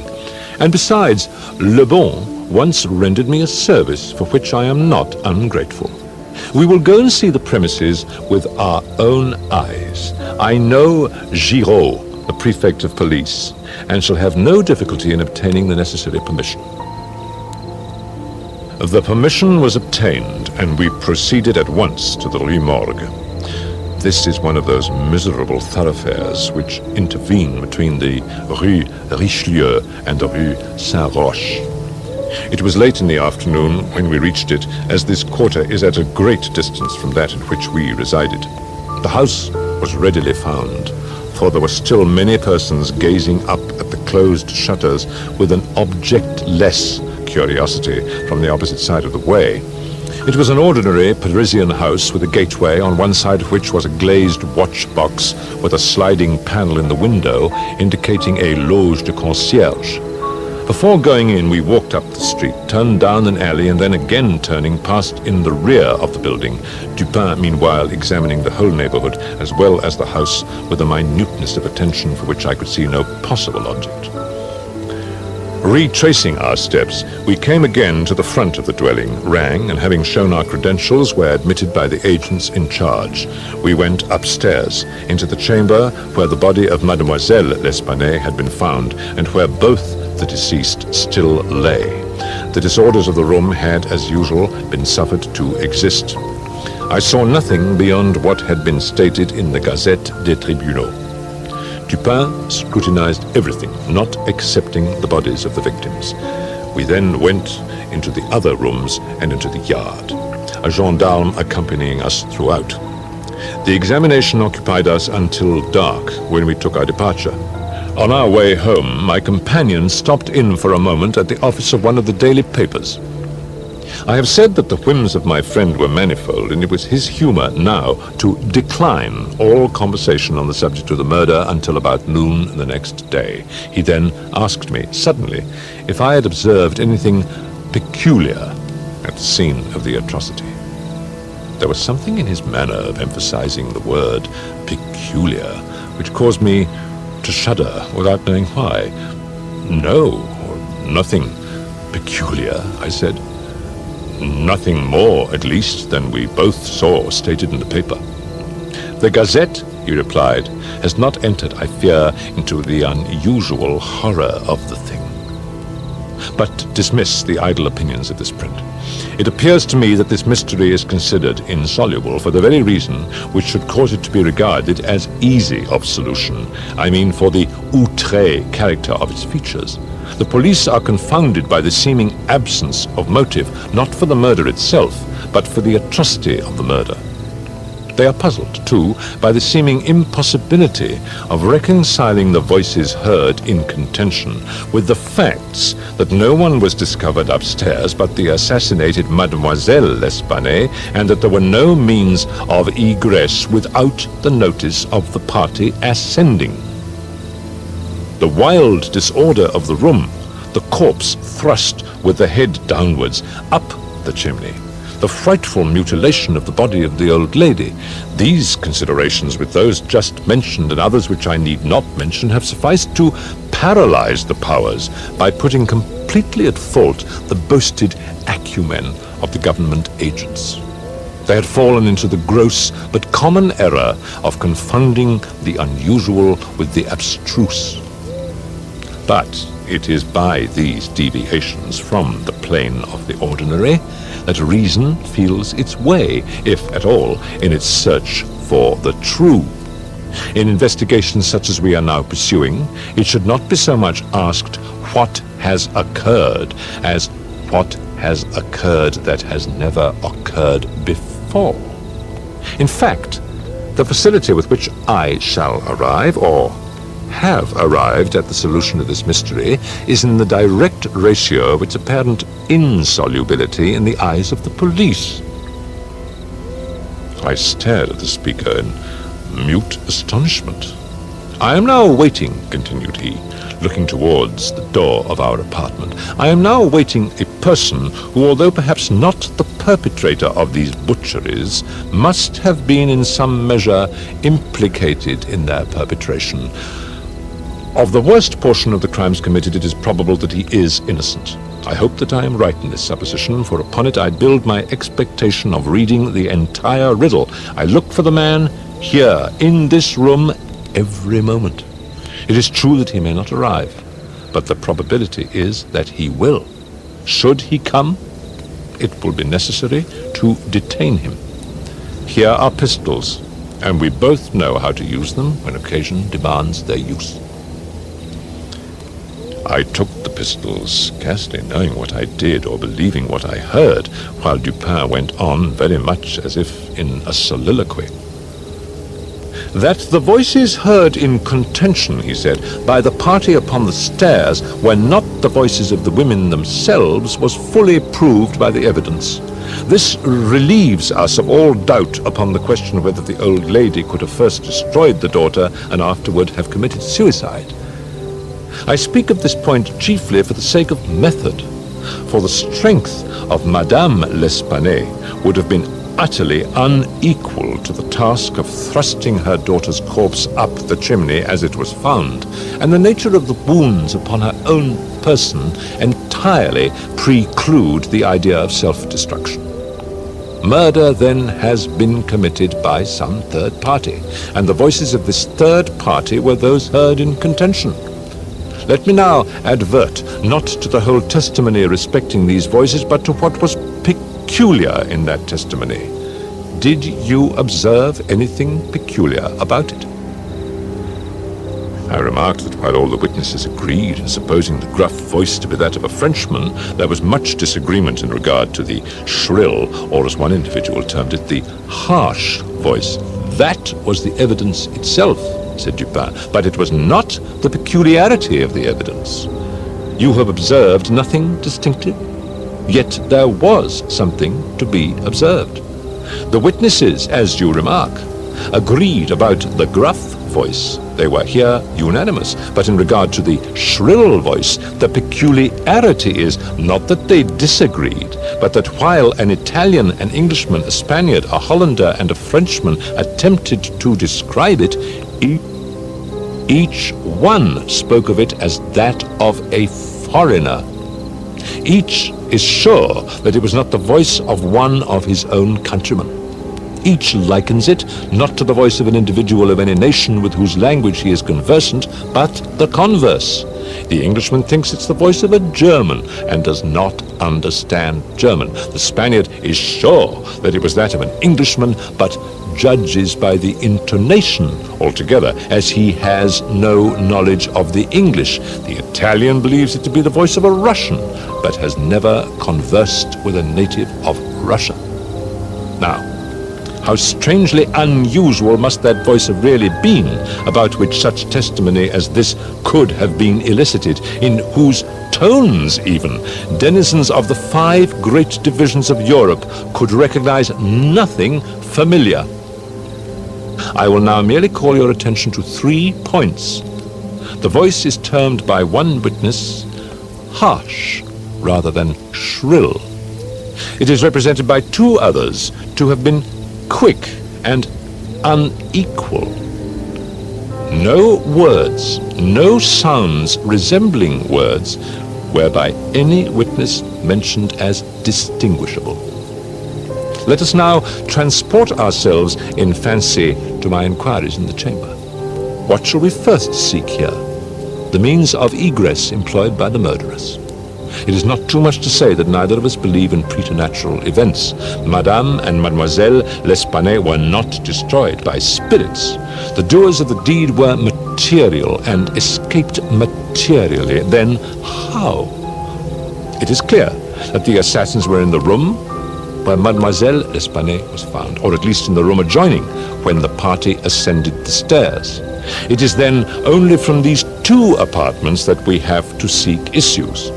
The police have laid bare the floors, the ceilings, and the masonry of the walls in every direction. No secret issues could have escaped their vigilance, but not trusting to their eyes, I examined with my own. There were, then, no secret issues. Both doors leading from the rooms into the passage were securely locked with the keys inside. Let us turn to the chimneys. These, although of ordinary width for some 8 or 10 feet above the hearths, will not admit throughout their extent the body of a large cat. The impossibility of egress by means already stated being thus absolute, we are reduced to the windows. Through those of the front room, no one could have escaped without notice from the crowd in the street. The murderers must have passed then through those of the back room. Now, brought to this conclusion in so unequivocal a manner as we are, it is not our part as reasoners to reject it on account of apparent impossibilities. It is only for us to prove that these apparent impossibilities are in reality not such. I proceeded to think thus. The murderers did escape from one of these windows.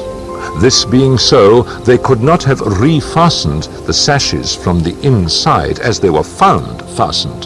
The consideration which put a stop through its obviousness to the scrutiny of the police in this quarter, yet the sashes were fastened. They must then have the power of fastening themselves.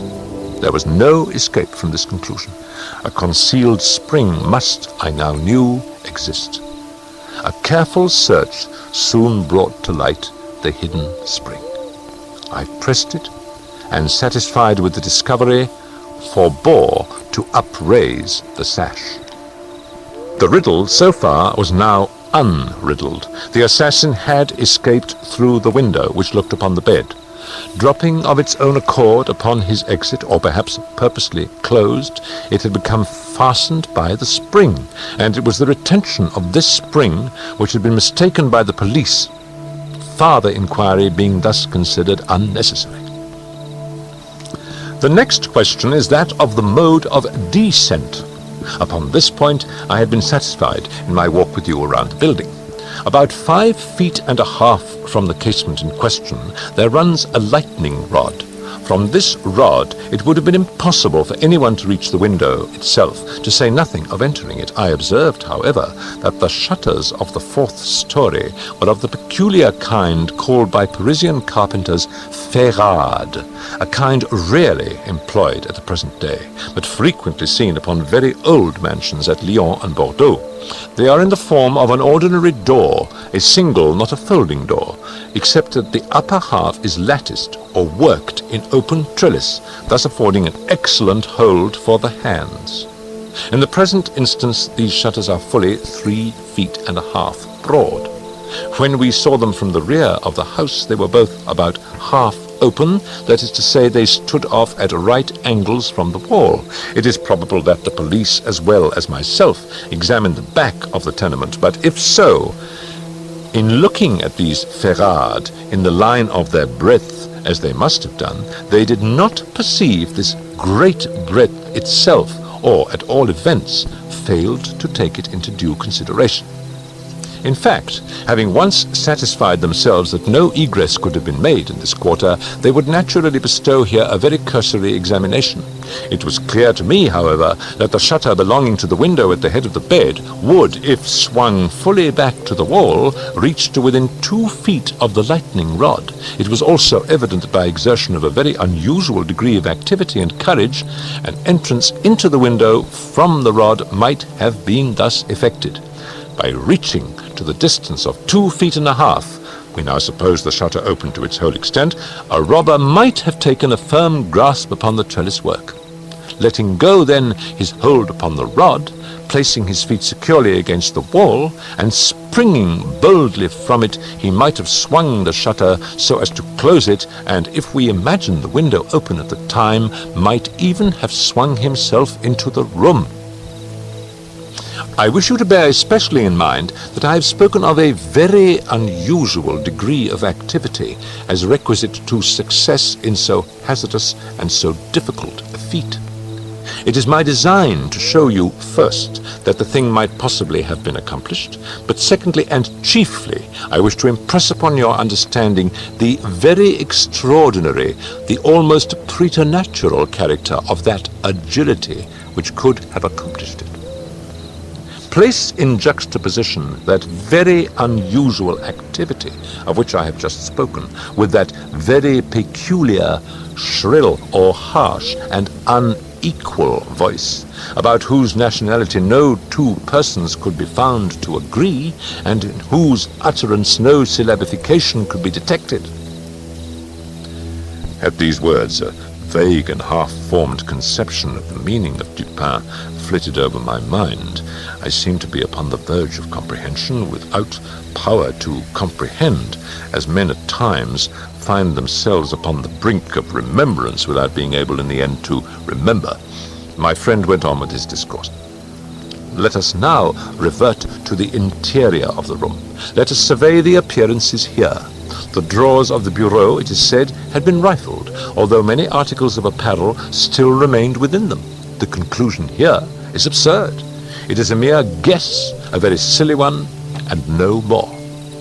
How are we to know that the articles found in the drawers were not all these drawers had originally contained? Madame L'Espanaye and her daughter lived an exceedingly retired life, saw no company, seldom went out, had little use for numerous changes of habiliment. Those found were at least of as good quality as any likely to be possessed by these ladies. If a thief had taken any, why did he not take the best? Why did he not take all? In a word, why did he abandon 4,000 francs in gold to encumber himself with a bundle of linen? The gold was abandoned. Nearly the whole sum mentioned by Monsieur Mignot, the banker, was discovered in bags upon the floor. I wish you therefore to discard from your thoughts the blundering idea of motive, engendered in the brains of the police by that portion of the evidence which speaks of money delivered at the door of the house. Coincidences 10 times as remarkable as this, the delivery of the money and murder committed within 3 days upon the party receiving it, happened to all of us every hour of our lives without attracting even momentary notice. Keeping now steadily in mind the points to which I have drawn your attention, that peculiar voice, that unusual agility, and that startling absence of motive in a murder so singularly atrocious as this, let us glance at the butchery itself. Here's a woman strangled to death by manual strength and thrust up a chimney head downwards. Ordinary assassins employ no such modes of murder as this. Least of all do they thus dispose of the murdered. In the manner of thrusting the corpse up the chimney, you will admit that there was something excessively outré, something altogether irreconcilable with our common notions of human action, even when we suppose the actors the most depraved of men.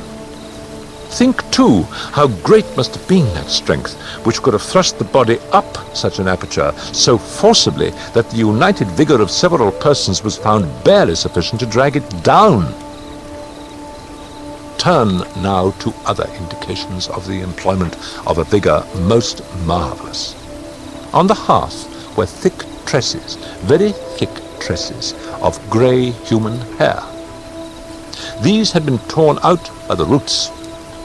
You are aware of the great force in tearing thus from the head even 20 or 30 hairs together. You saw the locks in question as well as myself. Their roots, a hideous sight, were clotted with fragments of the flesh of the scalp, sure token of the prodigious power which had been exerted in uprooting perhaps 500,000 of hairs at a time. The throat of the old lady was not merely cut, but the head absolutely severed from the body.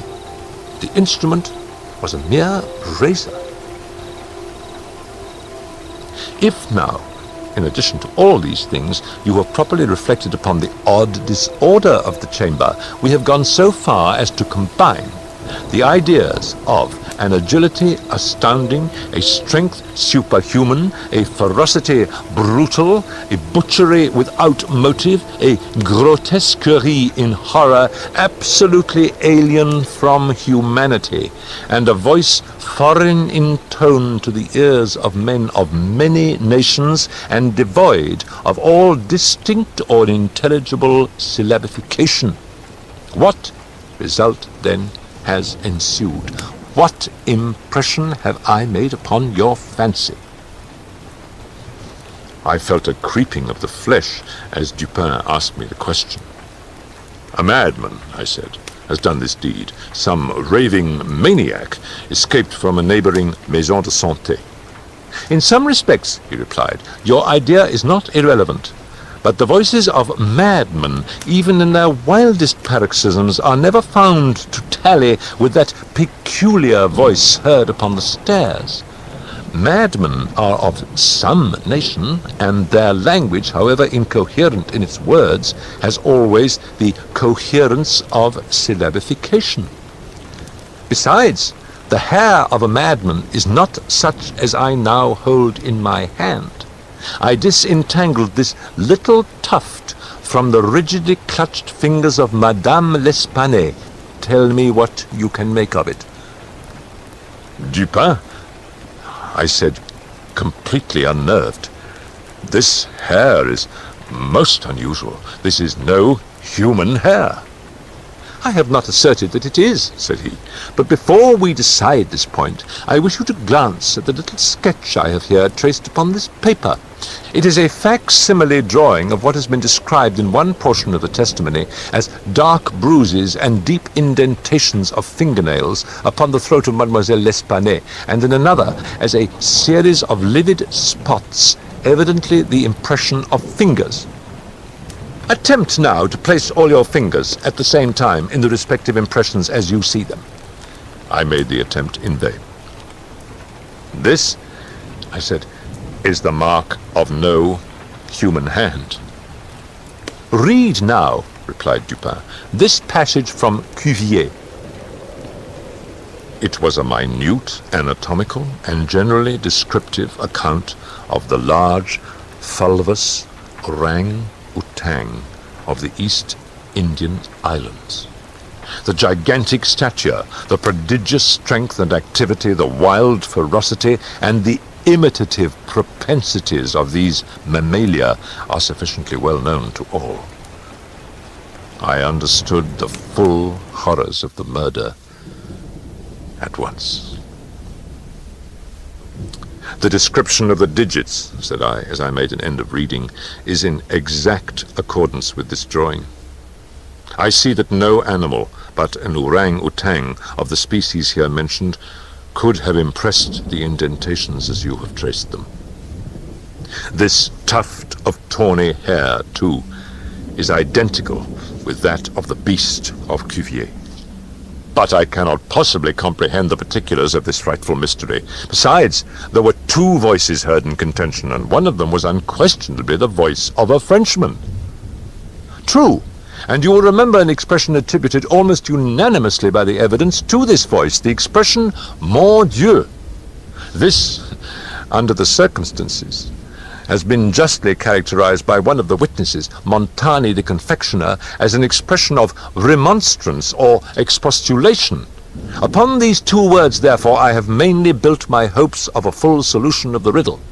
A Frenchman was cognizant of the murder. It is possible, indeed it is far more than probable, that he was innocent of all participation in the bloody transactions which took place. The orang-outang may have escaped from him, he may have traced it to the chamber, but under the agitating circumstances which ensued, he could never have recaptured it. It is still at large. I will not pursue these guesses, for I have no right to call them more, since the shades of reflection upon which they are based are scarcely of sufficient depth to be appreciable by my own intellect, and since I could not pretend to make them intelligible to the understanding of another. We will call them guesses, then, and speak of them as such. If the Frenchman in question is indeed, as I suppose, innocent of this atrocity, this advertisement which I left last night upon our return home at the office of Le Monde, a paper devoted to the shipping interest and much sought by sailors, will bring him to our residence.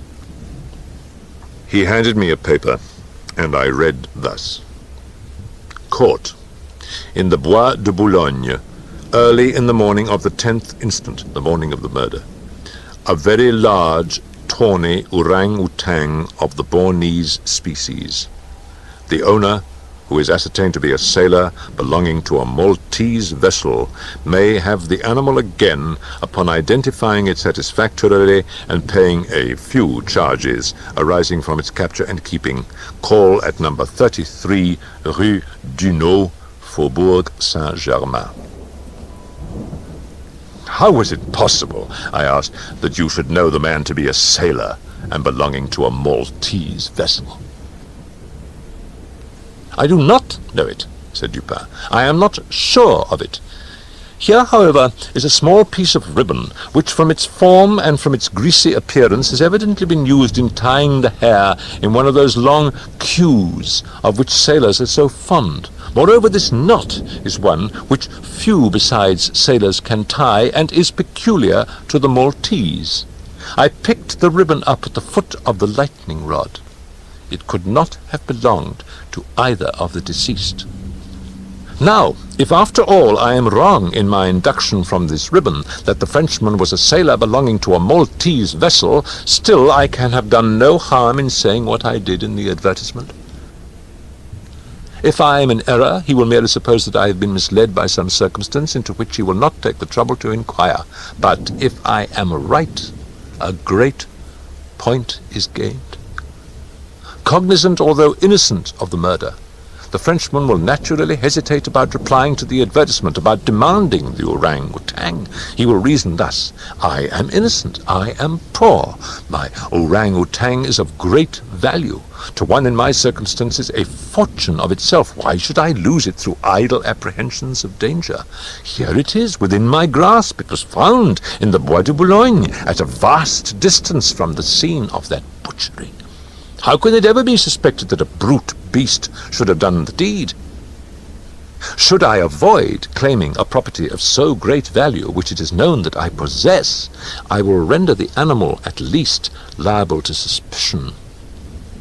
It is not my policy to attract attention either to myself or to the beast.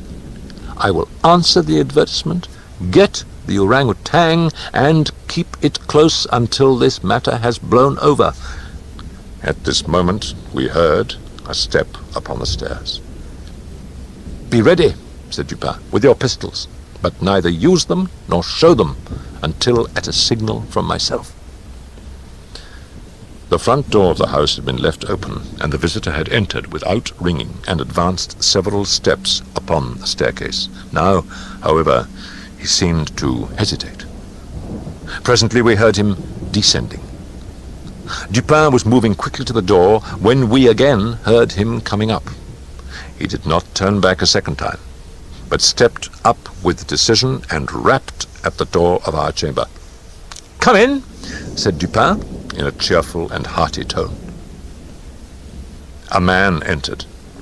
He was a sailor, evidently, a tall, stout, and muscular-looking person, with a certain daredevil expression of countenance not altogether unprepossessing. His face, greatly sunburnt, was more than half hidden by whisker and mustachio. He had with him a huge oaken cudgel, but appeared to be otherwise unarmed. He bowed awkwardly and bade us good evening in French accents, which, although somewhat Neufchâtelish, was still sufficiently indicative of a Parisian origin. "Sit down, my friend," said Dupin.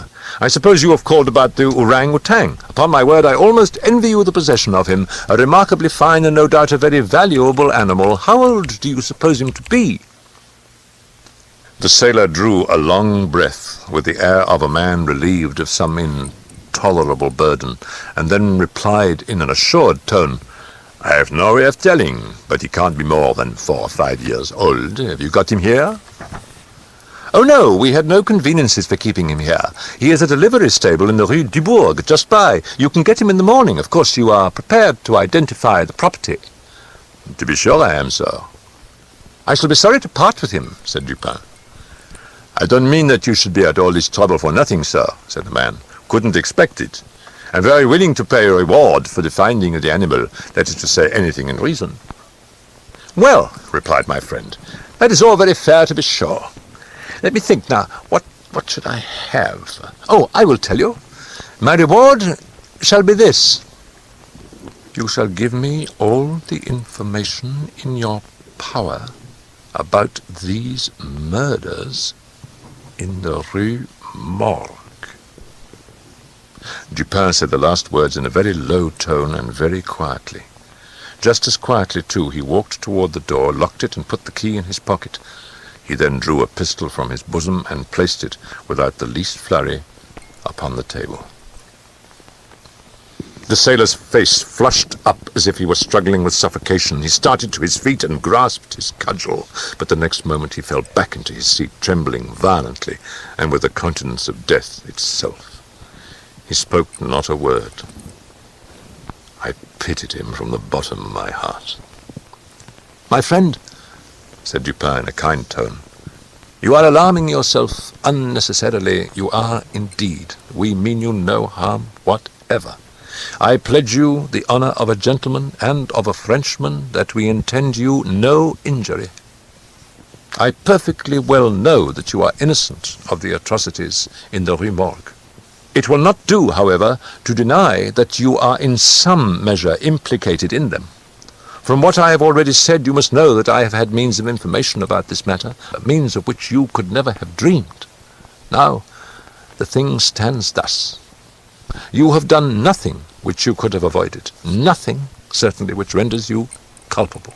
You are not even guilty of robbery, when you might have robbed with impunity. You have nothing to conceal. You have no reason for concealment. On the other hand, you are bound, by every principle of honor, to confess all you know. An innocent man is now imprisoned, charged with that crime of which you can point out the perpetrator." The sailor had recovered his presence of mind in a great measure while Dupin uttered these words, but his original boldness of bearing was all gone. "So help me God," said he after a brief pause. "I will tell you all I know about this affair, but I do not expect you to believe one half I say. I would be a fool indeed if I did. Still, I am innocent, and I will make a clean breast if I die for it." What he stated was in substance this. He had lately made a voyage to the Indian archipelago. A party, of which he formed one, landed at Borneo and passed into the interior on an excursion of pleasure. Himself and a companion had captured the orang-outang. This companion dying, the animal fell into his own exclusive possession. After great trouble, occasioned by the intractable ferocity of his captive during the home voyage, he at length succeeded in lodging it safely at his own residence in Paris, where, not to attract toward himself the unpleasant curiosity of his neighbors, he kept it carefully secluded until such time as it should recover from a wound in the foot received from a splinter on board ship. His ultimate design was to sell it. Returning home from some sailor's frolic on the night, or rather in the morning, of the murder, he found the beast occupying his own bedroom, into which it had broken from a closet adjoining, where it had been, as was thought, securely confined. razor in hand, and fully lathered, it was sitting before a looking-glass, attempting the operation of shaving, in which it had no doubt previously watched its master through the keyhole of the closet. Terrified at the sight of so dangerous a weapon in the possession of an animal so ferocious and so well able to use it, the man for some moments was at a loss what to do. He had been accustomed, however, to quiet the creature, even in its fiercest moods, by the use of a whip, and to this he now resorted. Upon sight of it, the orang-outang sprang at once through the door of the chamber, down the stairs, and thence through a window, unfortunately open, into the street. The Frenchman followed in despair, the ape, razor still in hand, occasionally stopping to look back and gesticulate at its pursuer until the latter had nearly come up with it. It then again made off. In this manner the chase continued for a long time. The streets were profoundly quiet, as it was nearly 3 o'clock in the morning. In passing down an alley in the rear of the Rue Morgue, the fugitive's attention was arrested by a light gleaming from the open window of Madame L'Espanaye's chamber in the 4th story of her house. Rushing to the building, it perceived the lightning rod, clambered up with inconceivable agility, grasped the shutter, which was thrown fully back against the wall, and by its means swung itself directly upon the headboard of the bed. The whole feat did not occupy a minute. The shutter was kicked open again by the orang-outang as it entered the room. The sailor, in the meantime, was both rejoiced and perplexed. He had strong hopes of now recapturing the brute, as it could scarcely escape from the trap into which it had ventured, except by the rod, where it might be intercepted as it came down. On the other hand, there was much cause for anxiety as to what it might do in the house. This latter reflection urged the man still to follow the fugitive. A lightning rod is ascended without difficulty, especially by a sailor. But when he had arrived as high as the window, which lay far to his left, his career was stopped. The most that he could accomplish was to reach over so as to obtain a glimpse of the interior of the room. At this glimpse, he nearly fell from his hold through excess of horror. Now it was that those hideous shrieks arose upon the night, which had startled from slumber the inmates of the Rue Morgue. As the sailor looked in, the gigantic animal had seized Madame L'Espanaye by the hair, which was loose as she had been combing it, and was flourishing the razor about her face in imitation of the motions of a barber. The daughter lay prostrate and motionless. She had swooned. The screams and struggles of the old lady, during which the hair was torn from her head, had the effect of changing the probably pacific purposes of the orang-outang into those of wrath. With one determined sweep of its muscular arm, it nearly severed her head from her body. The sight of blood inflamed its anger into frenzy. Gnashing its teeth and flashing fire from its eyes, it flew upon the body of the girl and embedded its fearful talons in her throat, retaining its grasp until she expired. Its wandering and wild glances fell at this moment upon the head of the bed, over which the face of its master, rigid with horror, was just discernible. The fury of the beast, who no doubt bore still in mind the dreaded whip, was instantly converted into fear. Conscious of having deserved punishment, it seemed desirous of concealing its bloody deeds, and skipped about the chamber in an agony of nervous agitation, throwing down and breaking the furniture as it moved, and dragging the bed from the bedstead. In conclusion, it seized first the corpse of the daughter and thrust it up the chimney, as it was found, then that of the old lady, which it immediately hurled through the window headlong.